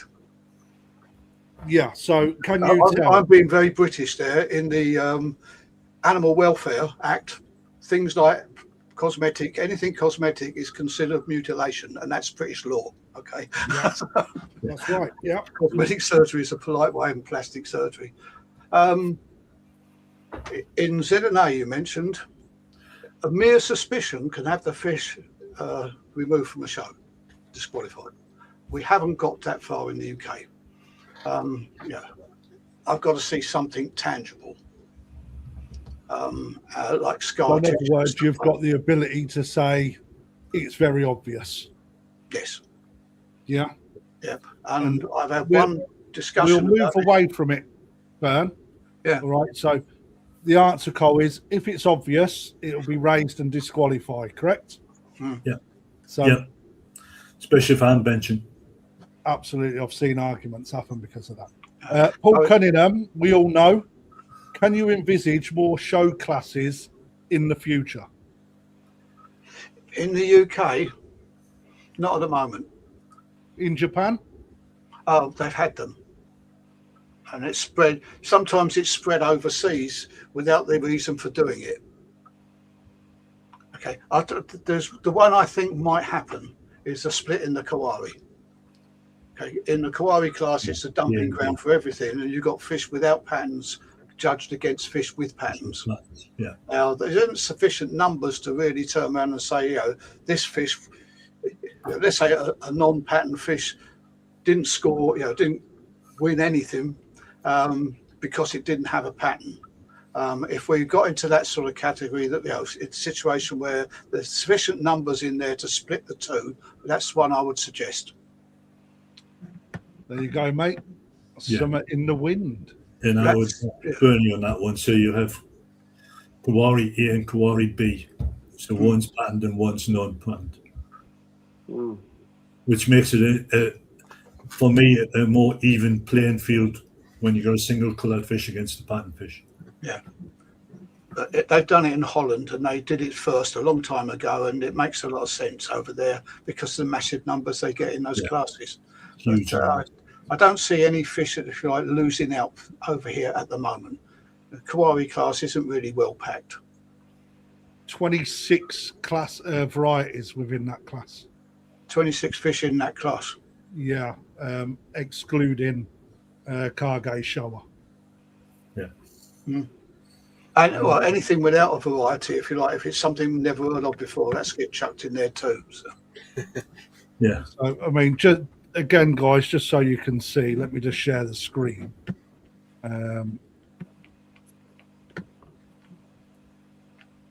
If you look in this area, this is all the varieties that go within Kwaragoi. Yeah, when we wrote that, there's probably been a few more added since. But again, Bernie, I just want to raise. I want to raise something as well. I mean, are you responsible for all the artwork on this on these sections? Because I'm after a new tattooist. Yeah, quite a bit of it. The original design I got from a guy called Vincent Chu, who was in Taiwan. This going back a long way, and I don't think I was even judging then. If I wanted to get information from Japan, the easiest way to do it was to write to Vincent, and I could do it by the very early emails. And he used to send me things back on fax with some of these pictures. And and I stuck with using diagrams rather than pictures of fish. Yeah. Because sometimes you can't get a fish to really show you everything because there's something else that distracts from what you're trying to say. So a diagram was better. It's a great blueprint ready to put the patterns on all. Yes, I love it. It's cool. I think that was one of mine. Well, you can have the Bernie credit, H2. let's have a quick look up. There was one other. Lee, are you going to the Crouch Valley show? Yeah, I'm going to try to get down there. as We're gonna try a and get on the punter. Sunday. We're going Yes. to try and go on the Sunday. All Are you depends coming down what as well, we get. guys? Yeah. I'm hoping to. Are you judging there, guys? Yeah, Bernie I'm and senior Alan? judge of that one. No, I'm in Scotland. Yeah, so I'm definitely going to try to get down there. It's a show that I am gutted I never exhibited in, to be honest. I mean, I would have loved to have done that one. And I was going to get down there last year to give a friendship award. However, for some reason, I put it the wrong date in my calendar. So I thought it was the week after the show was actually on, I was going. There we are. Yeah. What can you do? So for those people, let me just won't let me in. So it is Steve. If you're watching, send me over a flyer, mate, on WhatsApp if you can, and I'll bring it up on screen for you, mate. So you're going, Dave. Yes, I'll be there on the Sunday. Yeah. There we are. If anything, I will definitely be there on the Sunday. Yeah. Splendid. Right. Let's get back to the organisation, Bern. If I can bring my question bank up. Bear with me. Fill for me, guys, a minute, please. Are you? I think the next koi show on the cards is the north of England, isn't it? Where ye, man? Are you judging up there, Alan and Bernie, this year? Because last year I think it was Pritchard was up there, wasn't it? And I'm Pondy and Aaron. Yeah, you bring up. There's something quite interesting about the northeast one. What we try and do is to give a completely new judging team at every show in the country, and try and match up trainees with judges that they haven't judged with and stuff like that. All being done by a guy called Stephen Mount. But when so after COVID and things like that, it was all a bit erratic. People weren't, able to judge and stuff like this. And I ended up doing the Northeast show, I think 3-4 times on the trot. Yeah, and that's okay, providing I was surrounded by other people. But at least 2, maybe 3 of them, I was with 2 other judges that were also in the same situation as me. We weren't the original choice. It was just, okay, Stefan's looking to fill the slots. And it's a case of, well, if you can't do anybody, mate, I'm available. And last minute, and the same with the other 2, we ended up doing that show. So we're getting back to normal now, trying to get all the judges to go and at some point go up to the northeast. I'm not. I don't know. I'm somewhere else, or maybe I just didn't get it this year. You up there, Alan? I think you are, aren't you? I'll be there, but I'll not be judging. You're not judging. Oh, there you are. I can finally get a pint down your neck. Yeah. See what your dancing's like. Superb. We don't judge our own show, so I've never judged the Southeast. Right. Okay. Yeah. First koi show I ever went to was the Southeast, but I've never exhibited there actually. Yeah, God almighty. Right, here we go then. Does the KJUKO currently have a formal mandate from UK koi shows, or does each show choose whether to use its own judges? Well, that's a brilliant question. It's the right time to ask it. In February, we were suddenly isolated. We're on our own. And our reason to be is to judge koi shows. So we need, if the shows don't want us, if they all said that, then there's no reason to carry on. We left our meeting, isolated, just like all the koi clubs that run shows were isolated too. They were no longer part of a greater whole, and we all come away with different jobs. One of the things we've got to do is to try and get back to the situation where we're in discussion with all the koi shows in the country together in some way. There's not one show leading the way and rewriting the rules. It's got to be something that's agreed by everybody, as it used to be. And that's one of Alan's job, to try and talk to people and try and get something like that set up. Have you got very far with that, Al? Oh yeah, all the show chair still want to use the GSC. Yeah. I mean, There isn't any other judging organisation in the UK. There's none. No. I mean, what we want to do is to have members of KJUKO that aren't judges, and it could be anybody. We don't care. We take your money until we find something to bring you into it. But You're wrong. what I really It want can't be personally- anybody. It can't be anyone. Oh yeah, we can't have you. We can't have any commercial activities. Sorry. But what I want is the show chairs or the benchers or some of the experienced show workers up and down this country, because they're the people that I relate to the most.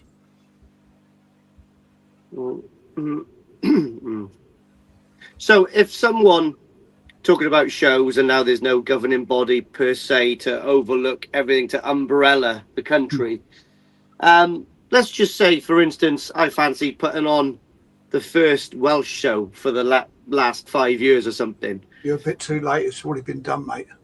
Is it? Which one? Colin Yelland, Mark Chetter, who's, I can't remember his Supreme Court. He was one of the judges. But sorry, go back.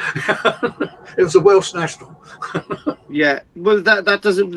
But there's been no koi shows in Wales for the last few years, is there? Last 4 years, Lee. Last 4 years, yeah. And I mean, yeah, I am determined to try to get to the bottom of that, because I think a country at least deserves one small show a year.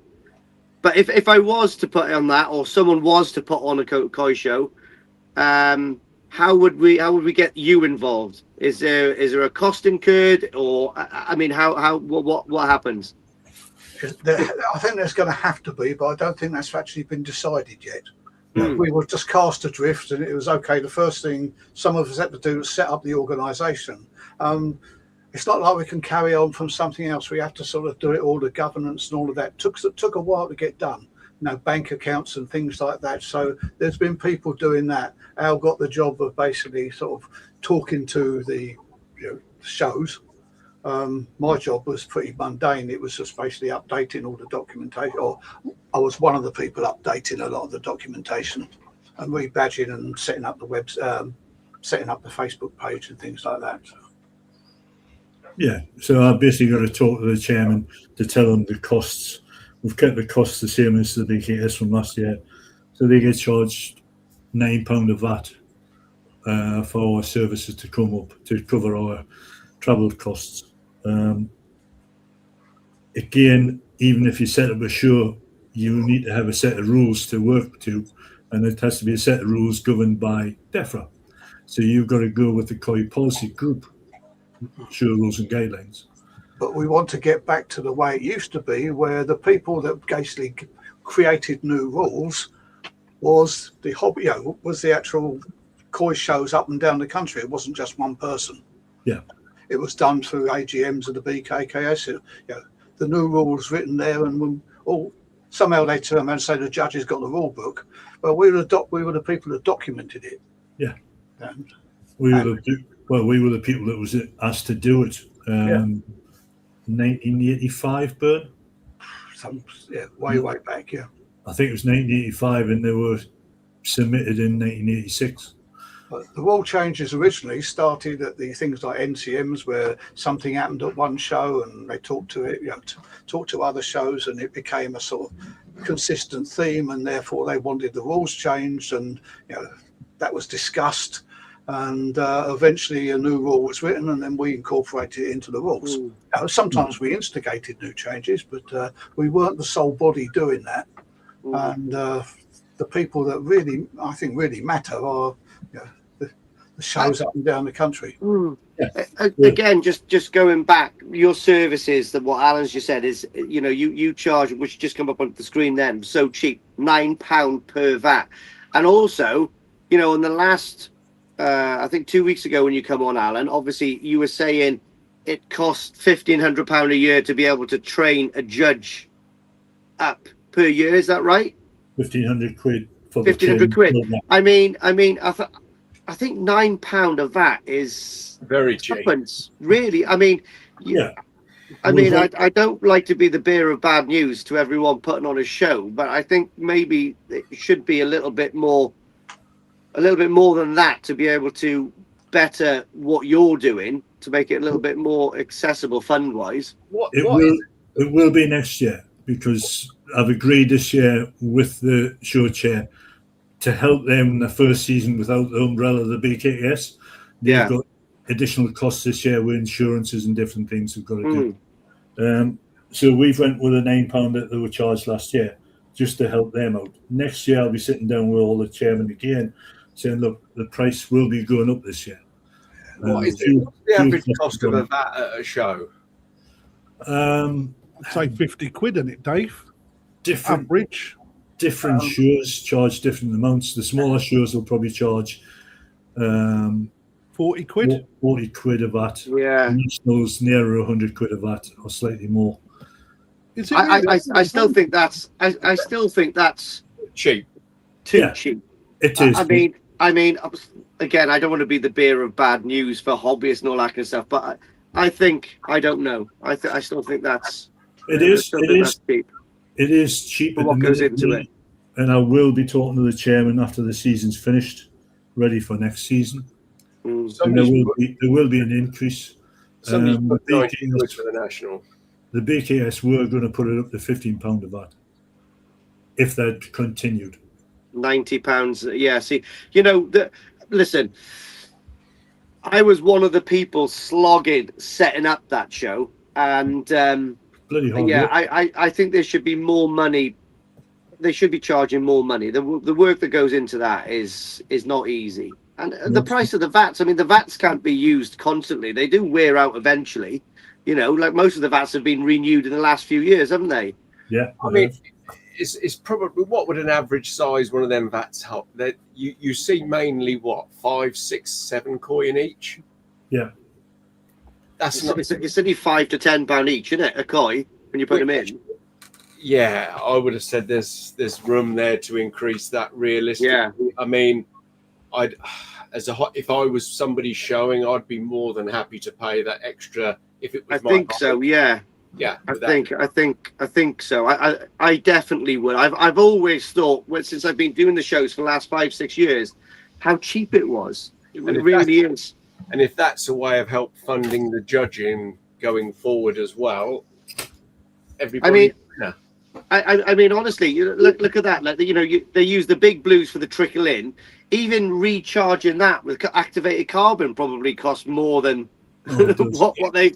Yeah. This is what I'm saying. It's crazy, and that's being consumed by actually the exhibitors. I mean, it should be paid for, I think. But hey ho, that's just my. It's got nothing to do with judging. It's just basically being a short show worker. When they started charging per VAT, I was against it because it is a big outlay for some clubs. Charging a VAT fee for the judges, because up until a certain time, the national ran. If the national had to pay minimum wage for the people that went and worked there, there'd be no show. Yeah. You had all these volunteers from up and down the country. When I was on the show committee, I mean, that's where I first met some of the Geordies and the Scots. And they come down there, and they're not just manual labour; they're skilled labour too. And you wouldn't have put on the national in those years without those people. So it was like the yin and yang symbol. They were putting all this work in. The national made the money. The national funded the BKKS, and the section shows that ran, got judges for free, if you like. Their cost, which were the mileage and so on, was paid for by the BKKS. Somewhere they broke the mould, and then they started charging the sections for it. So I was against that. From a section point of view, putting up the price of a VAT, I think there's room to do that, because it is, it's not a cheap hobby, and the people putting fish in the show are aware of the expense and so on. Yeah. But I think the Southeast, I don't know of any plans to change that. For me, I think it makes sense that a charge is allocated per VAT, because you're providing a service to each VAT judging koi. Yeah, So that should be a thing. yeah. I just sort of looked at it thinking that's going to stop shows growing. That's when it first came in, and Yeah. and I think I'm right. It did. Okay. Yeah, I think it's just trying to be fair with the show chairman at the moment. I mean, we've only got 6-7 shows a year. In '86, there was 14 shows. So But then over the years afterwards, it went up to 30 shows in the UK, and then it's just diminished over the years. And that's not just down to people changing their position. It's bloody cost to put a show on. It's just horrendous how much it costs to put a show on. I mean, imagine the Southeast will not be cheap. It's a lovely venue, and it will not be cheap to have. The same as the National isn't cheap. Bloody ridiculous. So it's hard. Sorry, I'll go on. It is hard trying to get the balance right. Burns Rate, like Crouch Valley, it's free entry to their show. So they've got to find that money from somewhere to pay for the VATs. Scotland is free entry. Yes, they've only got 12 VATs, but it's still a cost to them as well. So we've got to try and balance everything out with the chairman. And yes, it will have to go up next year, but I will be sitting down with the individual chairmen and having a chat with them. And see what we can do. Warned chairmans. Most of them already know. Well, I'm just beefing it up a bit for your own, because you're getting on a bit, mate, and you ain't got a pigeon chest as much as you used to have, mate. So. Rachel asks, if you could get a volunteer for any admin or other type of role to help your organisation get fully off the ground, what sort of help would you say you need the most at the moment? At the moment, I think all of our positions in KJUKO are filled, and we work as a team. I've got an excellent team behind us. To be honest, my role is quite easy. Bernie does the website, which I hope everybody really gets on. There's a lot of information that Bernie puts on a regular basis. Carol is an excellent secretary. She does all my work, does all my paperwork. Christine does all the training program with Bernie's help. Kieran's doing everything with the treasury side of things. Me, I'm just a mouthpiece, to be honest. But if you had the ability, Al, to split the workload, and you don't have to be a judge to help with the administration side of life, is that not something you could open the doors to? Yeah, I think Rachel's just a little bit previous. We're still in transition. We haven't we haven't become the new KJUKO yet until we've got this season out of the way. Because I'm hoping we will grow in terms of membership. It won't be the judges will still be the JSC, but the KJUKO will have more members. And yes, then I think that we will be looking for other people to. There will be new jobs created there that don't necessarily need judges. Yeah. So we'll earmark you, Rach, anyway. Yeah. And just while Rachel's on, again, thank you, Rachel and Matt, for your support of the training programme. It's much appreciated. I agree, thanks. But also, we put you on the back burner because I do think we will need people.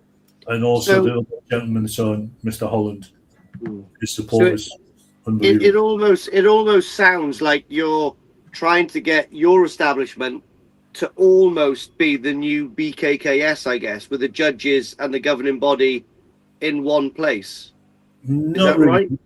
We are a very show-centric one. We're just focused on the which I think is good because we need something. Yeah. Lee, to be fair, you're sort of paddling in the right pool. I want to switch gears to 3 letters, Z and A. For people watching, who are the Z and A? Bernie. Right. It's a hobbyist koi society that started in Japan. I can't remember the dates, but you're talking around about the 1960s. When the koi show started, they were basically, it's like a harvest festival in various places. Farmers took potatoes, rice, this, that, and the other, and they also took some livestock. And some of the rice farmers took these fish that they kept there called koi. And then it sort of, they judged themselves and so on. Eventually, they became koi-only shows, and at some point, they decided they needed an unbiased opinion. And they were now trading koi; they were selling them to the Japanese. So they chose their,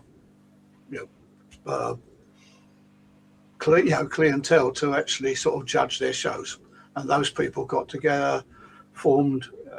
It went through a few name changes, and it eventually became the All Japan. Erinkai means scale appreciation. I'm not quite sure why it's that, but it's aimed at koi. And that's it. It started there. As the koi spread around the world, koi communities set up, run their own organisations. Some of them went to Japan to sort of get advice from this body in Japan, and so ZNA spread over most of the world. The one place where it didn't for quite some time was here. The BKKS started, I can't remember when it was, and they were more or less on their own. But when I joined in '85, if you look at some of the books then, somebody had a job as a ZNA liaison. Yeah. I never saw anything from that until eventually a few years on, it was like, we're not doing that anymore. And so, funny enough, the BKKS JSC was working by then. So they went with what they knew and in isolation almost. And when we did come back into connection with ZNA, we really only found one thing was different, and that was the Kim that we mentioned earlier. Everything else that we basically put down and done was exactly the same as them, and it had gone through the same sort of changes. Sometimes, we were obviously a little bit behind. But anyway, that's ZNA. It's now all over the world. It is very, very show focused. I will say that. There are other things. There's koi health and aims and so on, but I've never seen anything sort of published from those.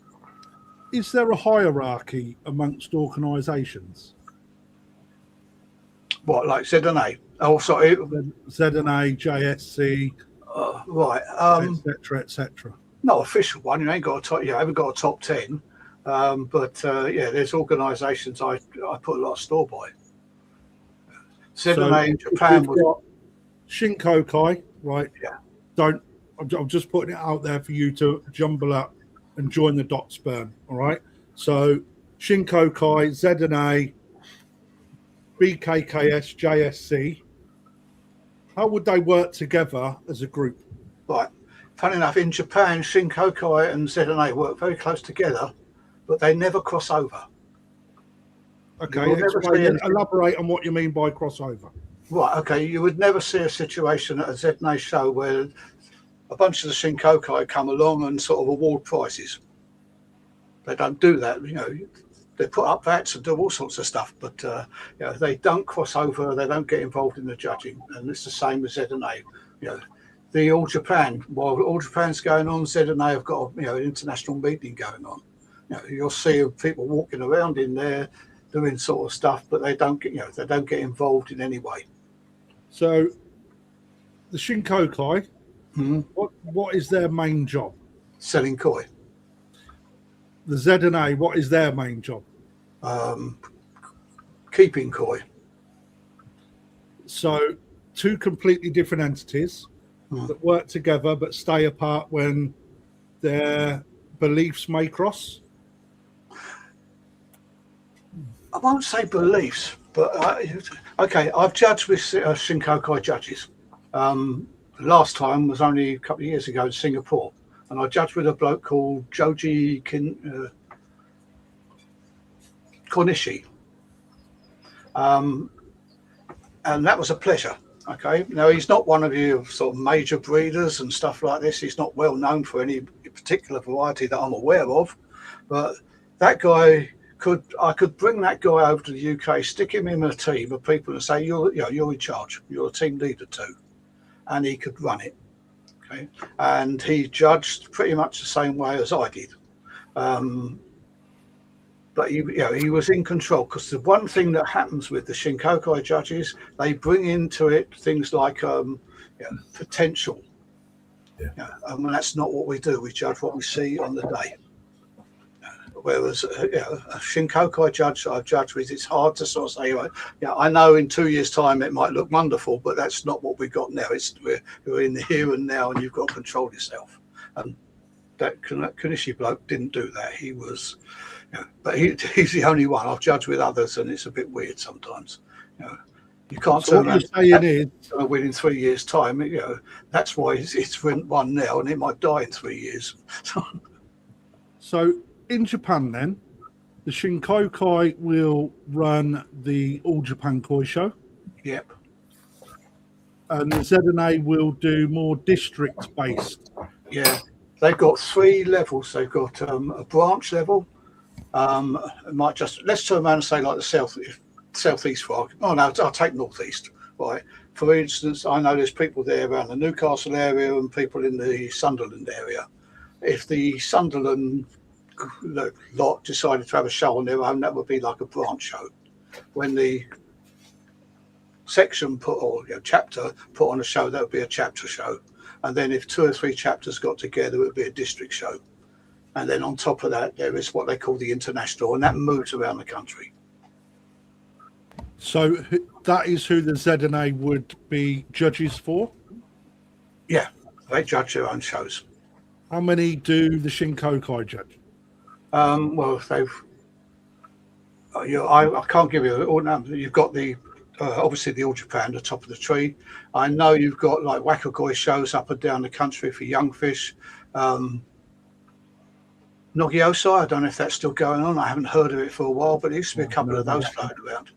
I attended one once. So the International Junior Koi Show, or the All Japan Junior Koi Show? I think that's the Shinkokai one. Right. So what you've just said is that they bring in different types of standard in comparison to the ZNA. So they would look more at future development of a koi and what the potential of that would be. That's been my experience. I don't say they all do it, but then the actual. Okay, you go to the All Japan and look at the results. Okay, I had to argue with one of our trade members over here once because he was doing so much easier. We don't do all the talking you do. I said, well, the thing is, we're training people. You guys are following a finger. I'm being rude. And you look, you can have something like 20 odd fish in a show class. A show class, like a round one. They'll have one fish first prize, and they have multiple seconds. Now I've looked at some of those multiple seconds, and I could put them into 5 different. I could go 1 to 5. They don't bother. You don't bother. What they do is they basically grade fish, because at the end of the day, those fish are going to be for sale, and if they got a little trophy around, I'm sure they could stick a naught on the price. I'm being rude. But. You are, but then you've also got third place, and so they would say, right, that's grade 3, grade 3, grade 3, grade 3. Yeah, and sometimes highly recommended and things like that. There's a lot of prizes in that little one cell of a show, show matrix, and some of them I can't see why. Well, one year Andy Baker had a mate of mine. He got a second in one of the shows, so I went to sort of take a photograph of it, and just for the hell of it, I went and found all the other seconds. But I didn't find all of them, but I found 3 or 3, and I thought, well, hang on, this one's not in the same league as Andy's, and I could have put them all in the sort of 2nd, 3rd, 4th, and 5th, but they hadn't. They just lumped them all together, so that's why it's probably quicker. So, is there a Japanese judge, or is there a difference between the ZNA judge and a Shinkokai member? Japanese judge Shinko. Well, all Shinkokai members are basically breeders and dealers, yeah. Okay. Yeah, and I'm asking this question purposely, Bern. Just so people have an understanding of being able to separate the two out. So, Shinkokai being dealers and breeders, ZNA would have more of a standard to judge koi on. Hobbyist. They've got to be a hobbyist. So the All Japan Koi Show and the Great British, let's say the National Koi Show, would they be the same type of show? No. Elaborate. ZNA International Show and the National Show should be the same. So why are they different? because they're run by hobbyists. What's the difference between a hobbyist and a KJUKO member? Well, okay, cost mainly, I think. Well, there's no comparison over here because the trade, you lot here, haven't got your act together and put on a show. They did in Germany 3 or 4 years on the trot, a couple of years in South Africa once, but yes, it's never sort of spread much further than that. I'm not sure what's going on in the States, by the way. But Yeah, we won't cover the States. That'll be another topic. Could I bring a breeder to the UK or 3 breeders from Japan to the UK and put them with your judging groups and expect them to do the same job as you would? well, if it was one of them was at Kanishi, yeah. But you're too late. It's already been done. Okay. I can't remember his name. Quite a young lad. He came over. It was the All England. We stuck him in a team. Yeah, you did. But he wanted to learn about what the UK market was all about. And he was with Carol McCall, and she said it was quite interesting. But again, you always have to sort of generally suppress this business to sort of look into the future. You've got to tell them to sort of look at the show right now. And a very interesting one, before I was even a judge, I was helping out in Holland, and Toshio Sakai was in one of the teams. And that was really interesting because, when it came to anything go Sankey, he had his opinions and he had to he was told once that he mustn't consider the future. He has to compare the fish he's got now. And I don't know the man very well, but he seemed to, if you gave him a clear instruction, he just followed it to the letter. And then when it comes to something like a saga, it's a case of, what am I looking for? And there was an American judge there that was basically in charge of the team. And he gave him an idea, a definition of what the particular show class was and what was in it. And if it was a very good instruction, then Toshio was dead on the money. You tell me this is what I look for. Well, there it is over there, and that's my number 1. This is number 2. He was spot on. If he was wrong, it was back to that original definition. You haven't programmed him correctly. But you still had to suppress the idea of just never consider what it would look like in the future. It's here and now. So yes, it can be done. But so if we then picked up, let's say, a pool of KJUKO breeders in Japan to come across to judge the national koi show, without your interaction whatsoever, i.e. the JSC had no involvement, what would happen to the show? I couldn't speculate. My reaction is I think that some of the fish they choose would be different from the fish we'd have chosen. Al, anything from you on that? Yeah, it's a bit like you dealers. They're basically breeders, and they only look for the future. They're not bothered about the here and now. We can't judge like that because you can't say that Joe Blogs down the road, I've just awarded a major award to that fish and it'll be alive in 2 years' time. You don't know that setup. It's a hell of a difference between a breeder having koi in their facility to look after in the best conditions possible to having a hobbyist develop a fish over 2 or 3 years with generally poor filtration, the wrong feeding regime, the wrong temperature setups. You can't compare the two. Totally two different things. So would we get KJUKO judging the national? No. It would cause an uproar, I think. Well, It wouldn't happen. I tell you what, I wouldn't want to be the administrator doing the admin. Yeah. No, seriously, because I've had sort of experiences of this from that point of view. Some of them don't stick at it long enough. They get bored and walk off. That's happened. They're not interested in doing some of the small fish. That's another thing I speak.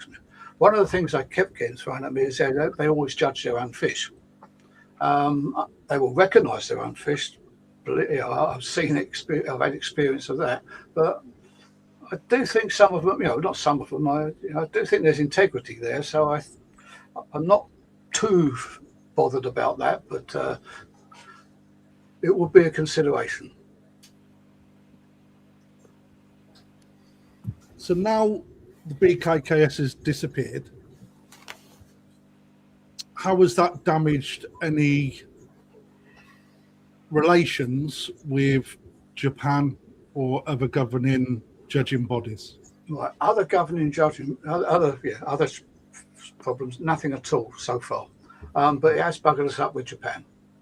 Rob Whittle made inroads to talking to ZNA Japan, and he did really well. And him and the chairman of the ZNA at the time were exchanging gifts and stuff, and ZNA was sending stuff to sort of for the national and so on. So he really made inroads there. But the BKKS has got and the judging side, the assistant, or one of the vice chairmen, if you like, he was more interested in the judges, and some of our websites been picked over with a fine-tooth comb by some of those people.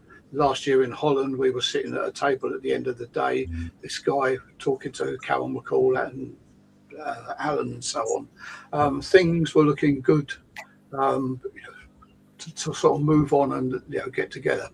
But of course, the BKKS going down the toilet, and also a change of chairman in Holland, in Japan, it sort of set us back. We did send to ZNA once we a message was sent saying the BKKS had collapsed and all that. And then later on, we sent another one saying, this is KJUKO, this is what we're doing, and we got congratulations, good luck, and stuff like that. But nothing's progressed beyond that. And that's some of the things we've got to try and do this year. Yeah. Wow. So the BKKS folding then was more damaging than people probably realised. Yeah. From the Japan, from let's say from the JSC point of view, linking up with other JSCs, there was some movement from what Rob was doing. That's gone. It's got to be restarted again. But from the likes of Sachs, MBM, the Belgians, so on, no, it's the same. How can we tackle that? As how can koi clubs contribute towards rekindling that friendship? What we said, no. That's a point, because I'm just thinking of the JSC. That's something we've got to do. But is that something where you guys? I mean, again, this is just me thinking laterally. It's like, surely there's got to be some sort of continuity and belief that if the ZNA are doing things and they are, let's say, the standard, and let's face it, they are the big dogs, right? We should be working with them, but if that's damaged, surely there should be people within the koi show community as part of clubs, etc. Yeah, I don't know how far come together to try and make that work again. Yeah, right? I don't know how far they were before. I mean, that was all. I was just involved with the judging side of things, and we were forging. Yeah, of course. Rob, say on behalf of the BKKS, he definitely set up a line of communication and so on. But how far that filtered down to the members and the other clubs and the other shows, I don't know. No, I didn't think it actually filtered down anywhere, Burn. I wouldn't be surprised, because I mean it was. They were still at that time. He knew also that the BKKS was struggling and was trying to keep that afloat and put. I mean, Bob Jacobs, when he took over, he had a hell of a job, and he tried to sort of get back into the sections and run the NCMs again, but that didn't really work. And he had too many other things on his plate, and then they went to Rob, and I think when Rob took it over, it was shrinking even more. But he did make these links with with ZNA. Yeah, It was at the top level. Yeah. Yeah, it's probably He some got this nice. pin. I'll tell you what, he got a pure gold pin. Yeah, it's probably. I need to speak with Robin a bit more and get his contact details from the people he was talking to, and then progress things again. The boss over there was Shirosako at the time. They were getting on fine. Yamazaki was involved. Shirosaka's gone. It's the new guy now.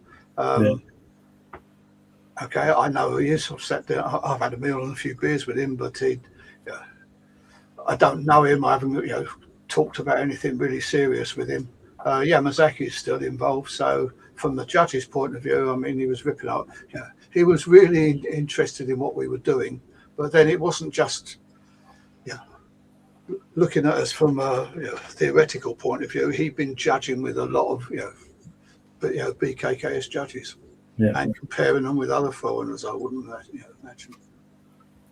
So does the JSC or the KJUKO receive any official judging guidance, updates, or any training material from the ZNA?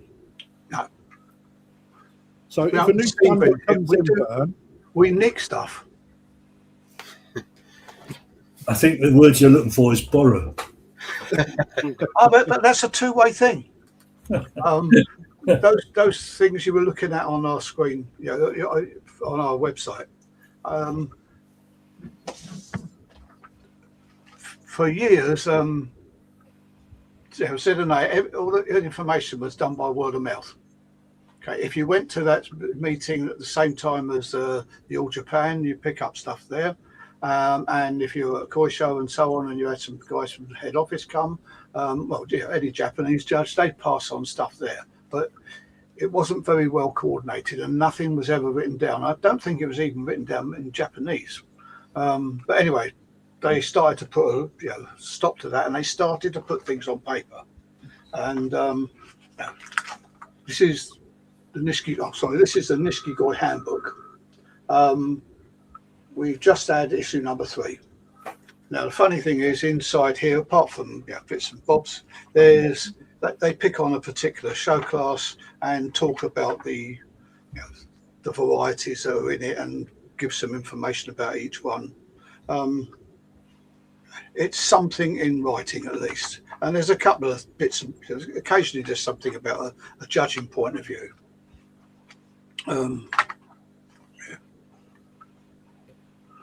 Something you'll see on the KJUKO website is something not too dissimilar to this. Hold it up to the camera, Ben. That's it. Something not too dissimilar to this. Yeah, I've seen that. Yeah. It was on our website before it went into this magazine, but it was being worked on together. But one of the things that's really pissed Christine off, they're starting to go in through show classes, and I've got a query about the information we had on about Tancho. There's the Tancho spot. There's a name for each Tancho spot, whether it's square, round, crown shaped, and so on. And in the Tancho guide that we've got, which Christine produced, there was a list of these names. And someone in Japan was asking me where these came from, saying, well, we don't do that. And I said, well, yes, you do, because she got it from an old Rinko magazine when ZNA was writing Rinko. I've got Rinko magazines when they were printed going back to 86. Sure. And she borrowed those, and when she was doing some research, she found all these names in there. And that was going to go. They were supposed to, in issue 3, stick the Tancho in there and so on. And she was looking forward to having information about Tancho that she provided. And they didn't put it in that last one. So we haven't seen it yet. But there is an interchange there. So who owns the standard? Originally, the dealers, the breeders. Breeders. Yeah. But then if it's not written down, down, you'll find them in Kate's book and Waddy's book and all this type of stuff. Right. Okay. So if there's a new standard, then like Lee spoke about the golden corn earlier. What happened was when let's say the breeders were running their own little shows up in Nagata and other places, they had a very strict standard of what made a good koi. And okay, there might be, let's say there's 100 fish in the show, and 20 Kahakus, every one of those is fitting this standard. Now, it's very small time. They're doing, they're producing fish to fit that standard for their show. Right. When they stopped running the shows, well, they still run shows, but when they started to spread around and grow bigger, the fish that they were producing that didn't fit the standard still got into the market. They got into the market, they went around the world, they ended up in koi shows. But the standard is still there. So when it comes to the judging standards, we'll use the golden corns. I think the golden corn's probably the newest sort of variety that most people would recognise. Yeah. So if that went across the globe and you've got all your different judging organisations, Z&A start to produce something, the judging group in the UK start to recognise something, but then there's differences in what you guys are looking at. How does it become a particular standard that's recognised globally? Well, basically, if you produce a koi, you should produce the standard. Now, I would love to see what the standard is written down for a corn. So I've seen something for instructions for us to handle corns in Z&A, but it wouldn't fit any standard I know. So the answer then really is that... Is it Ginrin? Is it single colour? Is it two colour? Yeah. So you have a job on your hands is what I'm getting at. It's like, it's very difficult to bring that in and have it formally recognised everywhere. No, right. The standard for Kahaku is a white fish with a solid red pattern. That's it. Yeah. Okay. A solid red pattern on the head and body. Yeah. You think of any other red and white fish that doesn't fit that, they're not Kahakus, Tanchos, Kanokos and stuff like that. It's a very succinct, unambiguous description. So, okay, let's concentrate on Kahaku then. So when we start looking at Kahaku, right, red and white fish, pattern on the head and body. Yeah. When we start then looking at skin quality, sashi, kiwa, body conformity, etc., etc.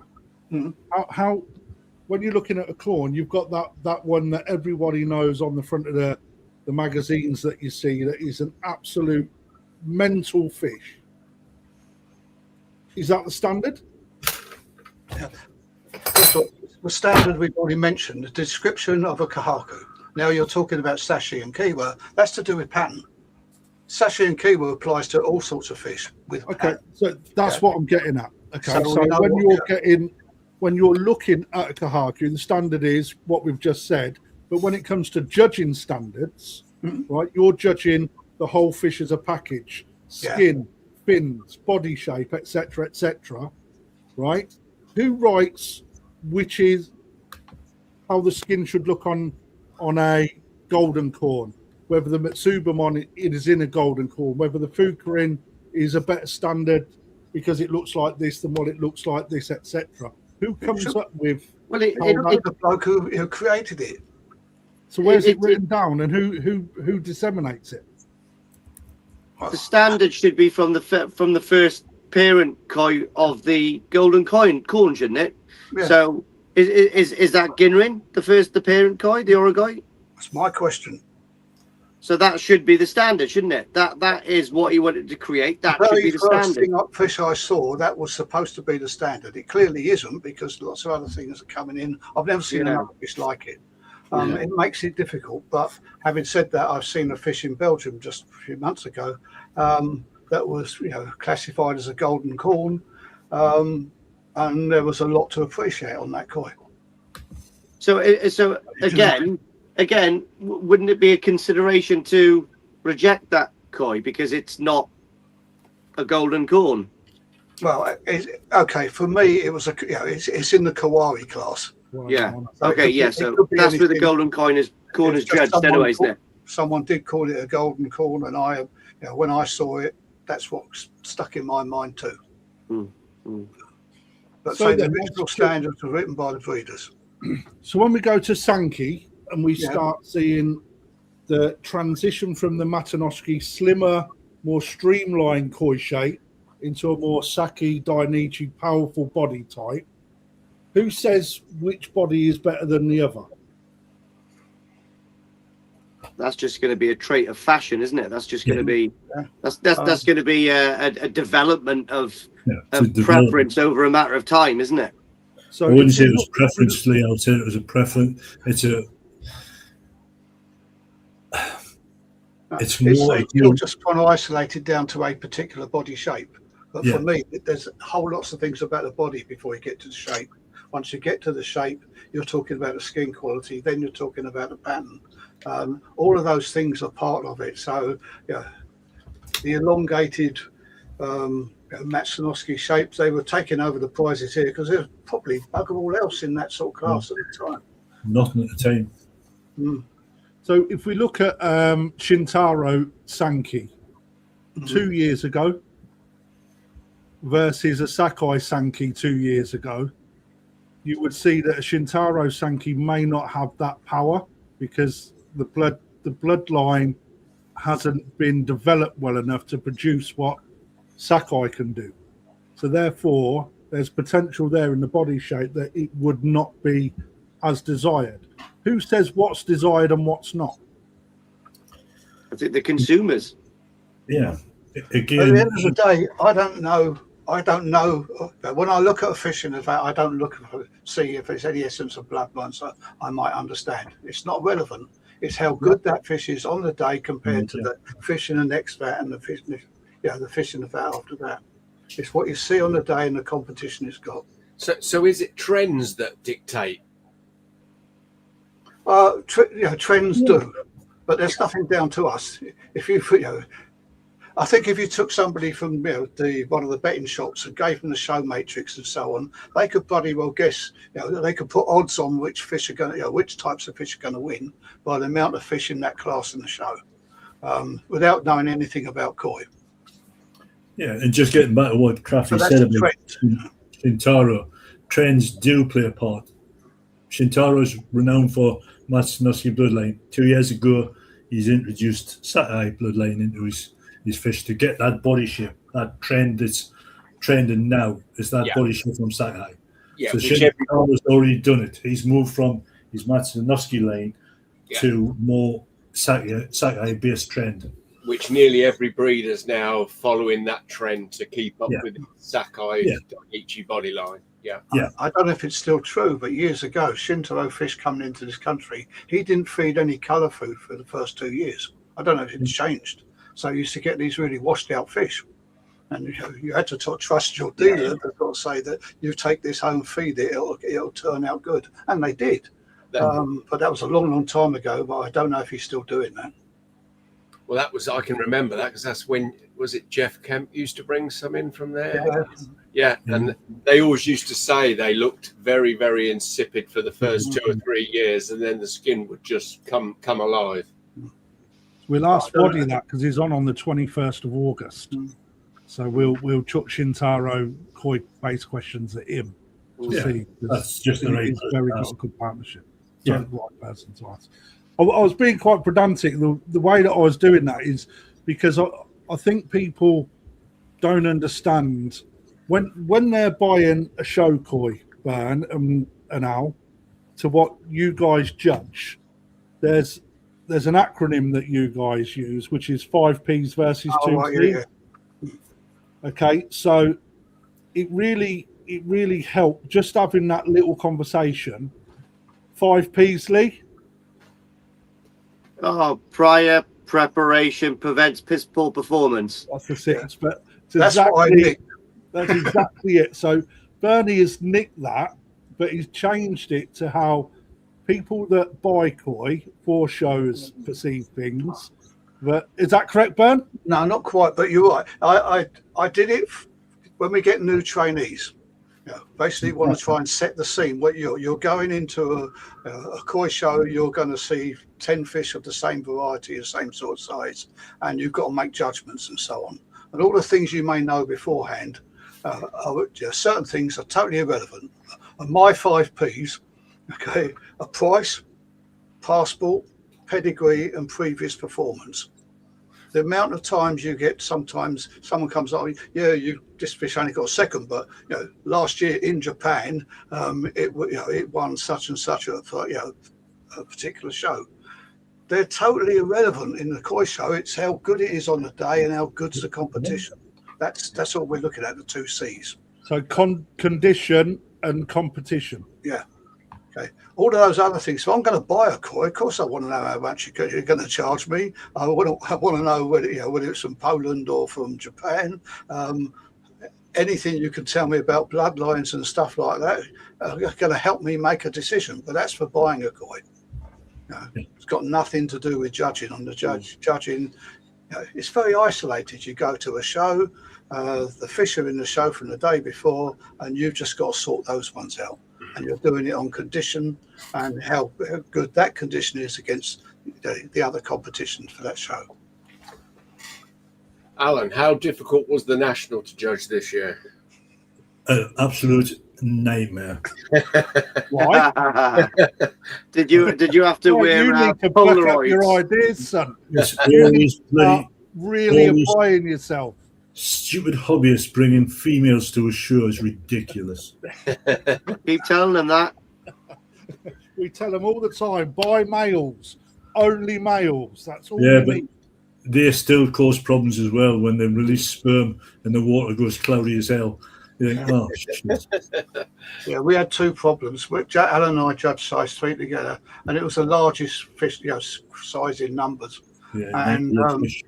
well, two things. One, it was the actual clarity of the water. A lot of the vats were cloudy. Now, if you see a fish in there, you've got to lift it to the surface. Yeah. So that takes time. Yeah. And then you go to another vat. It might be as clear as hell, but you still, if it's likely to be in competition with one you just lifted, you've got to lift that as well.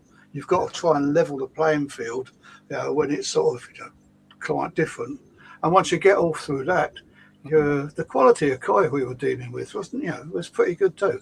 The winners weren't easy. Yeah. Nobody, I think, walked a sort of a prize. Certainly not major. So,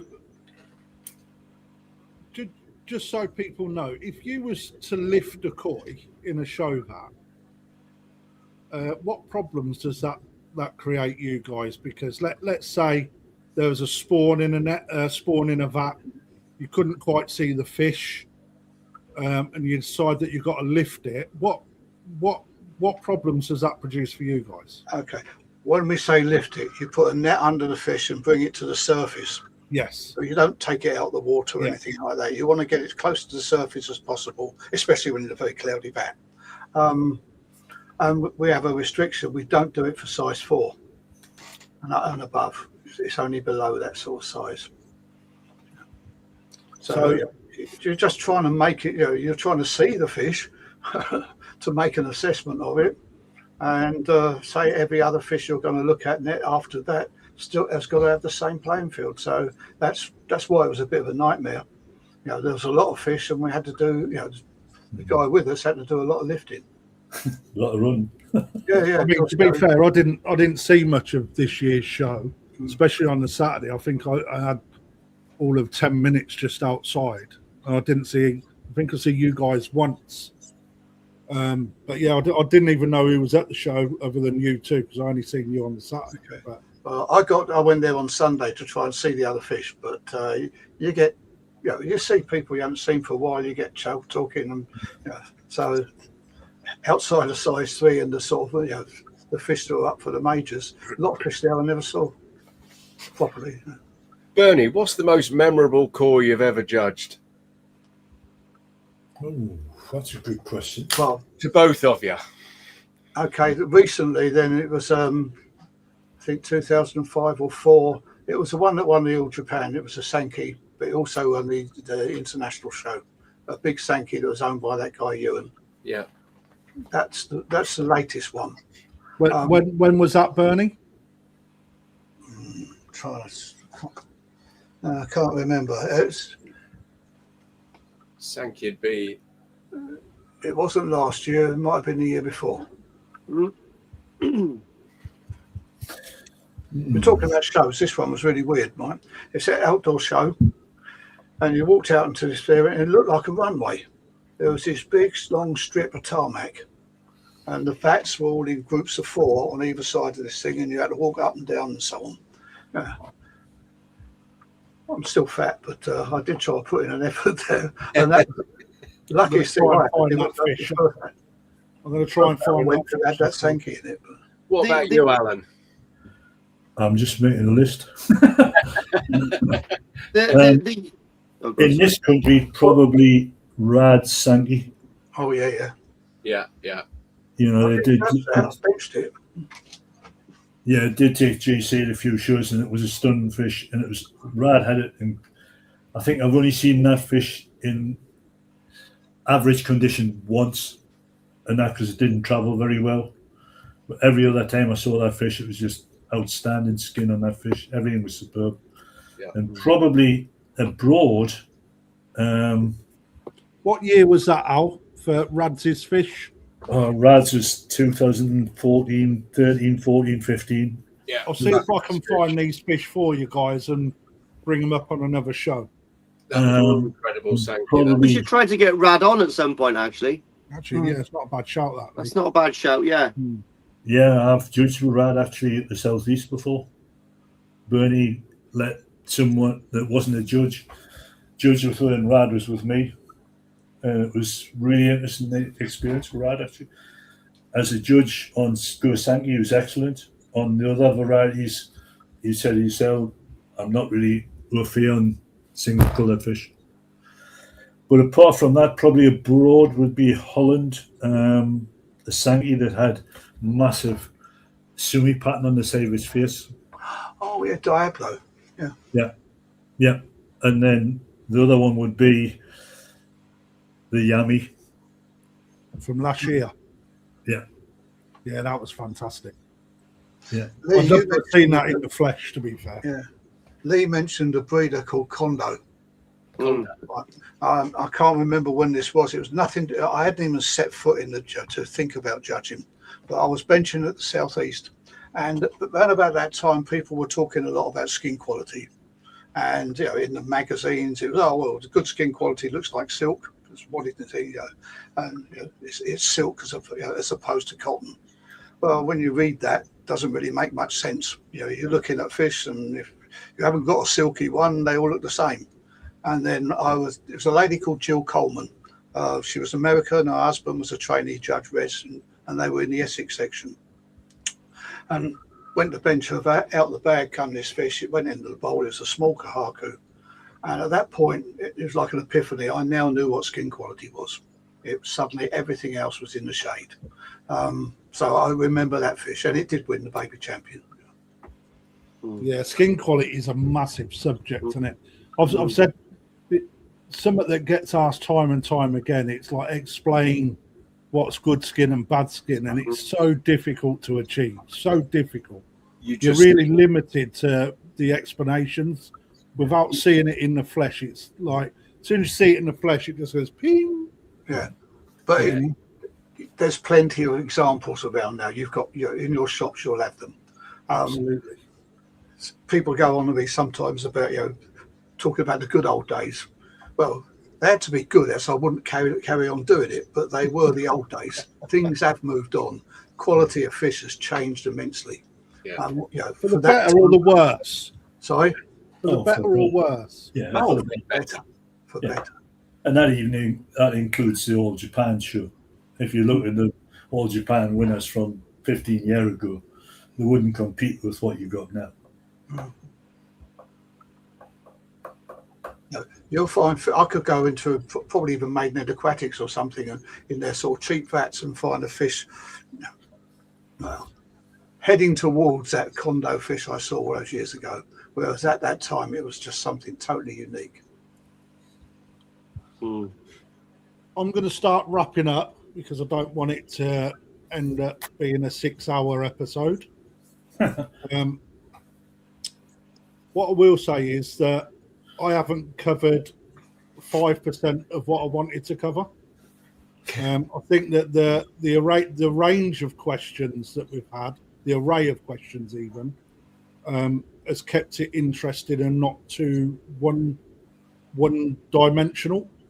I would like to ask both of yourself and Alan, or a member of the JSC stroke KJUKO, coming on again, so we can cover more, let's say, theory-based questions based on KOI terminology, things like that. Would that be something you guys would be willing to do? Yeah, no And problem. is that a separate conversation off of a public stream? Yeah, I wouldn't mind having a second go talking about what KJUKO's doing after the season's over, where we've actually got out there. We started to talk to people, and we finished some of the work we're doing already. Yeah. I'm going to ask one last question to you guys before we leave. How can we get more support for you guys across the clubs?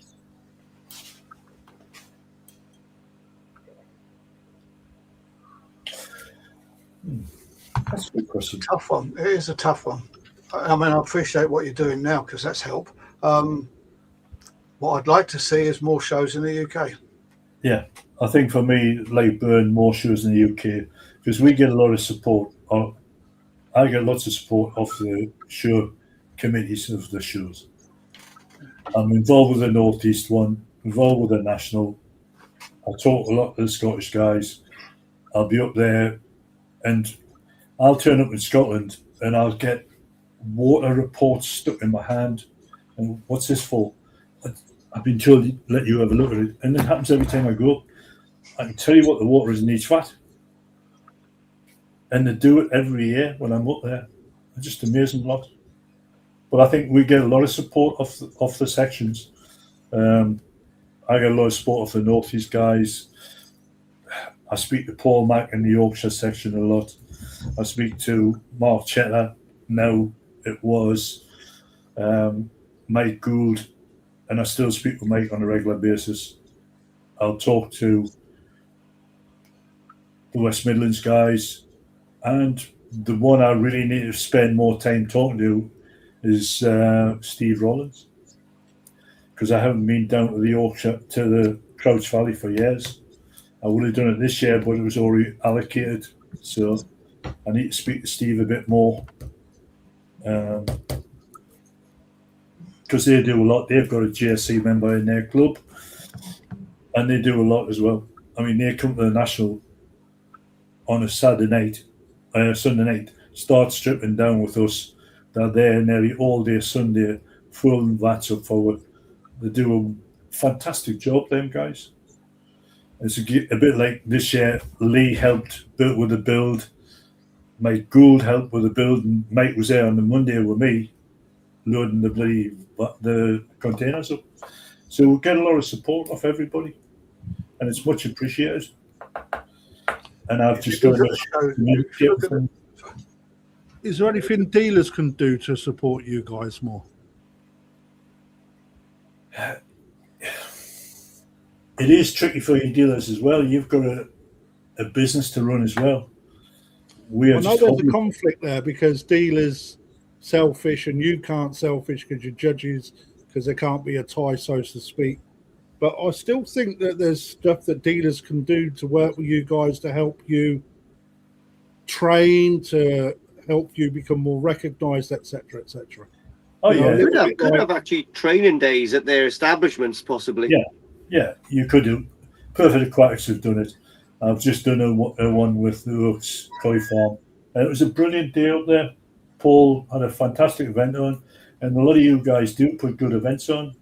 So we'll come and visit you and help you, because we know you lot help us. Yeah, it's got to be done. I think there has to be a little bit more cohesion across all parties. Yeah, it's going to be. You have got such a pinnacle role within. It's nothing to do with the hobby. It's nothing to do with us as a business. You've got a pinnacle role to keep the competition going, because at the end of the day, it's the competition that people come to. Without the competitions, you're not going to have your side of the hobby to do, and without you guys, there is no competition. So we've got to keep injecting a little bit of interest, a little bit of energy, a little bit of And dealers should be doing that, in my opinion. And so should clubs. Why can't club members have training days to actually start filtering people from being club members to koi judges? They're surrounded by it. Yeah. You know, Bernie's fell off his chair. I know. Yeah. I think Bernie- the camera's moved on me. They're sort of getting further and further off the screen. I mean, Bernie does a lot. He's at Crouch Valley doing what we did at Perfect Aquatics with like a judging seminar for hobbyists to take part in. And we can probably do more of those. Yeah, it was very, a lot of good feedback on that, to be fair. I was mean, we quite- discussed it back in November, and then it sort of like took a while to get into where we had it. But it's definitely something that can be grown. Yeah. You know, even to a point, you know, I've mentioned this before as an idea. You have a ticketed event for one day with limited tickets to do a seminar or a talk, or, you know, even taking questions on a live platform, you know, and then if you make it so there's only a few tickets available, people have got to pay to attend. That gives you a cash injection, because I think that you guys now need that funding because the BKKS element has gone. So you've got to become a little bit more inventive on how you create money and fund yourselves, you know.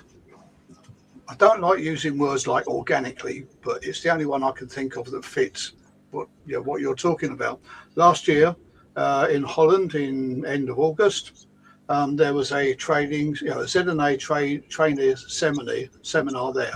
I was one of the facilitators. The Japanese judge ran it, and then we had the failure of the BKKS, things to make money, things to spread our wings, and then we ended up at your place. And I spoke to you about sort of doing something along those lines. Yeah. Then I forgot about it, but I knew Allan was involved, and he gave me the dates and so on. Then I went to do a talk with Steve, at Steve Woollands Club, and by this time I knew you were going to be, we were going to be doing that at your venue. So in the talk I was doing, I included an example of it, was showing bits and pieces from the one in Holland. And then I'm setting up the computer and projector and stuff like that. Steve's talking to his gang, and then he's saying, "And we're having this do down at the water barn and so on. We're going to be doing one of these sort of ZMA type seminars." And I'm, what? And I've got it in the presentation. He'd seen it at the All Japan. He came up, he had the idea, and then I was invited to go along to that. I thought I was going to attend. I didn't happen to get involved, but that was like two things. Actually, he jumped ahead of you. You were a bit later and so on. But those things I think are good.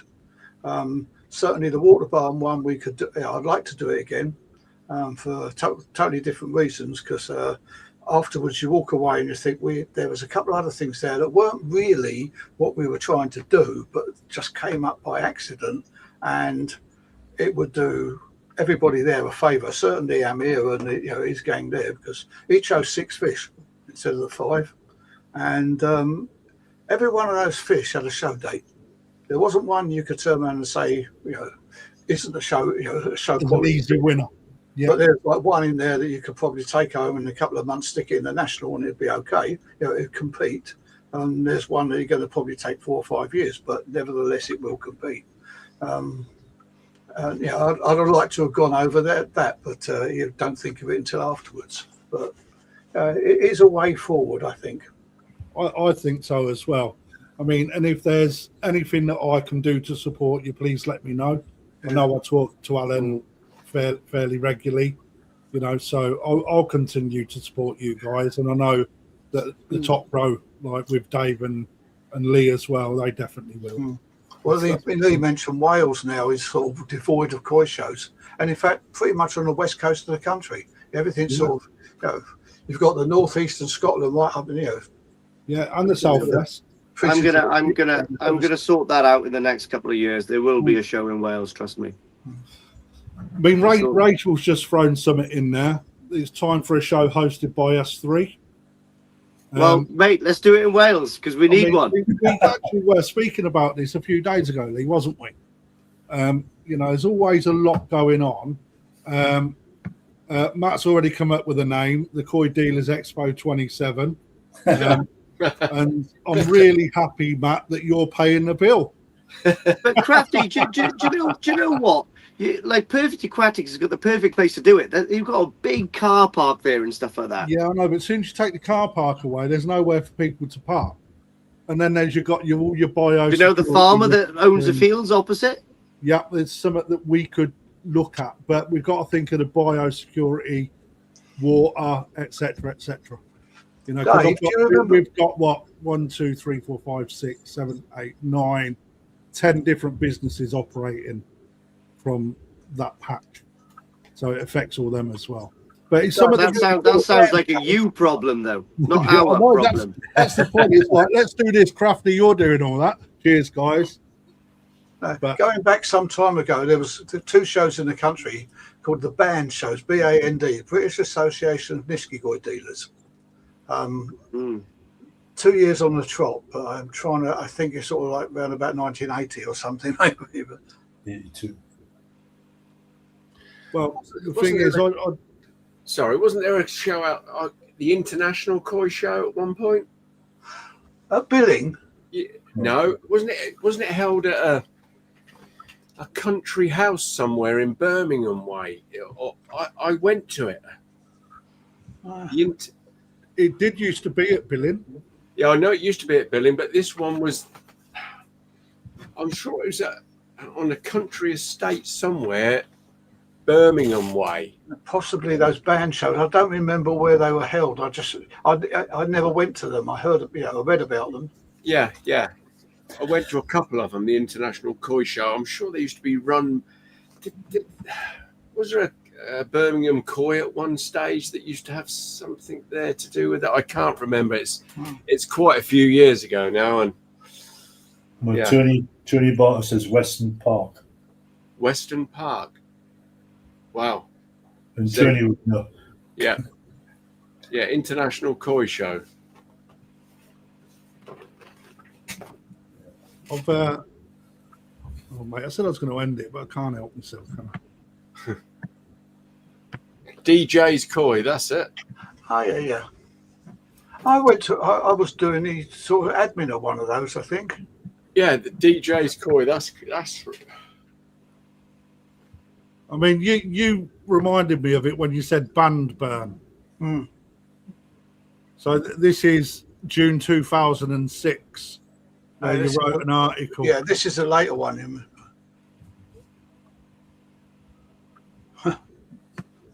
But look at them. They're still about.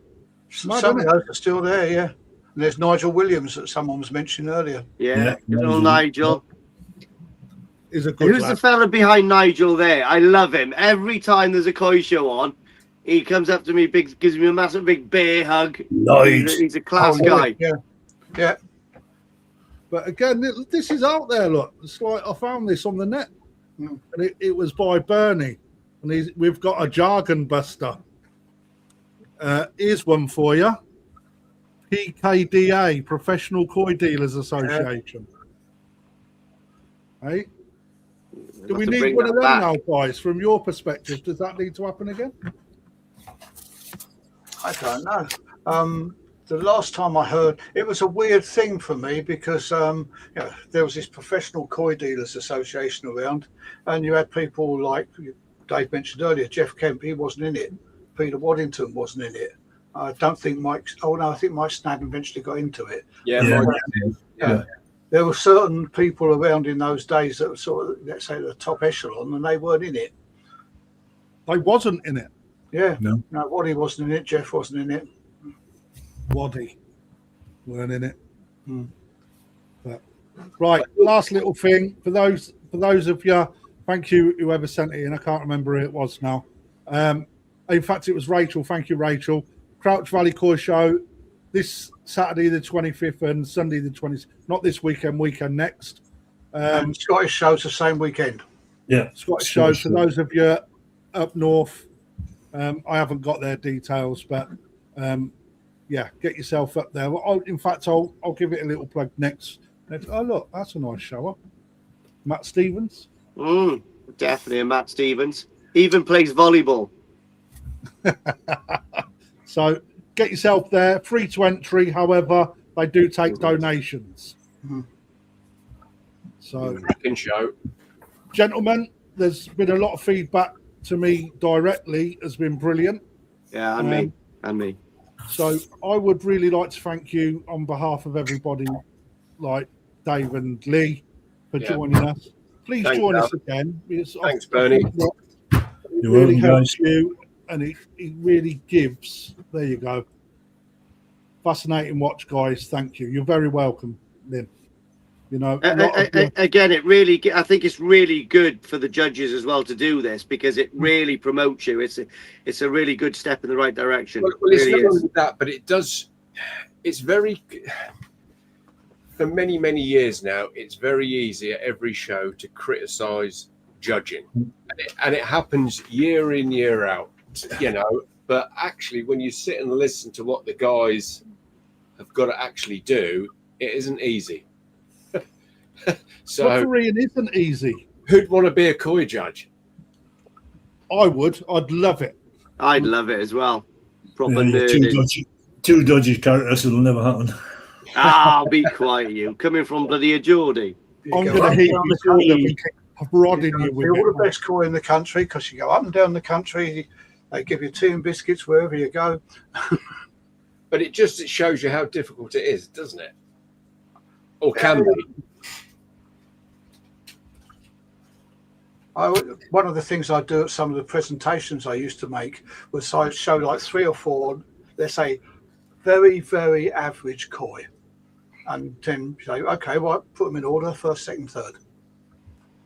Okay, and people would sometimes be finding all the faults and say, yeah, great, but no, put them in order, 1, 2, 3. And you try and keep them to do it. They usually get fed up. And then, okay, you move on to 3 fish that are absolutely brilliant. And again, you've got to put those in order. And now they're trying to find faults with really good fish.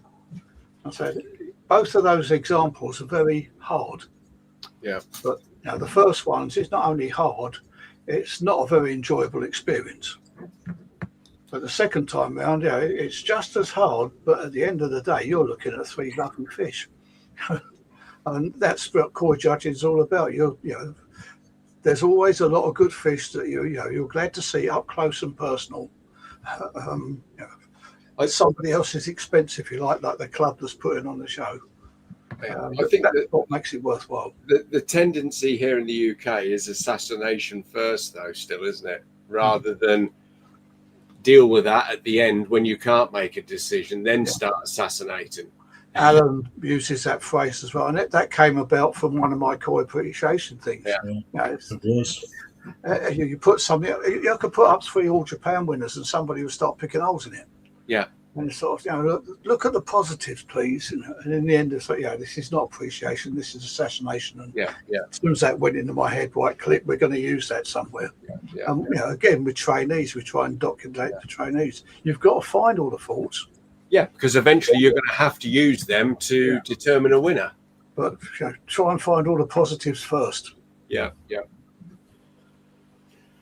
So, excellent. Thank you, Alan. Thank you, Bernie. Yeah, thanks, guys. Thank you very much. Yeah.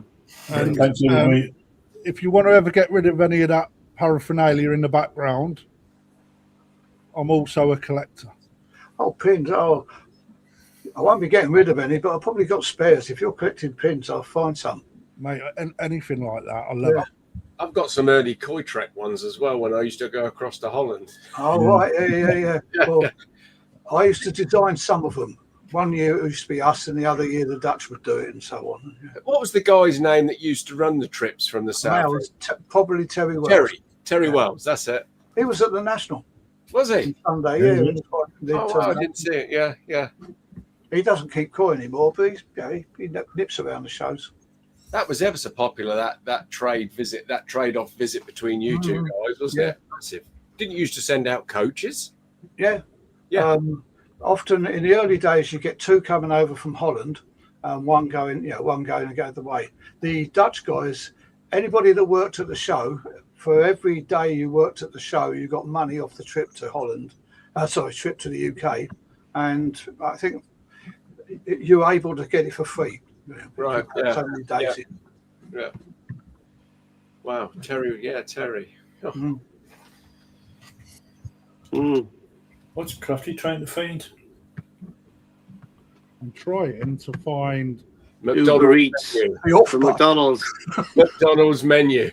not I'm going to give him the shakes. Oh, Crafty. Oh. I'm trying to find the flyer for the Scottish Koi show. Someone sent it me on a message, but I can't open it. So we're shit out of luck and we're out of time. So unfortunately, what I'm going to do is put them on the KJUKO website, Facebook page. Yeah, have a look. Just Google it. You'll find it. Anyway, we're going to end it there. Guys, thank you very much for your hard work and your time and effort, especially you, Al, because I know that you've been working all day. Bernie's not has been living with his feet up. Dave and Lee. Yeah, it's been fabulous. And just one quick one. Someone actually won a Japan trip today on the competition. Oh, no way. Yeah, a guy Instant from win Wales as well. Instant win. He's from what, Wales? Yeah, dropped a tenner on and won a Japan trip. Damn, it's not me because I put 25 quid on it. So you can easily get round there. Just refuse a passport to come across into England. Yeah, that's something you've got to fix, Lee. But then, yeah, if I go to the West Wales show, it's quite an easy trip. yeah, M4, M5 for me. I couldn't believe how quick it was. But that bridge bit, yeah, I didn't like that. No. yeah, it'll be all right. It's free now, anyway. you need to make it wider. It's all Or right. just a lane for koi people. Hey, I'll stand there if you want, and I'll separate the ocean for you. If everyone will come to the show, call me, yeah, Moses. It was a sign Moses. of funny language. Right, anyway, we're going to carry on otherwise. Thank you very much for joining us, everyone. Cheers, Thank you, guys. guys. Competition page, get Japan trip sorted. Love you all. Toy soldier, Bernie, one stay word. there, my friend. Bernie, stay there. I'll stay there. We'll talk after the credits are run. Take care, everyone. Thank Bye, you. everyone.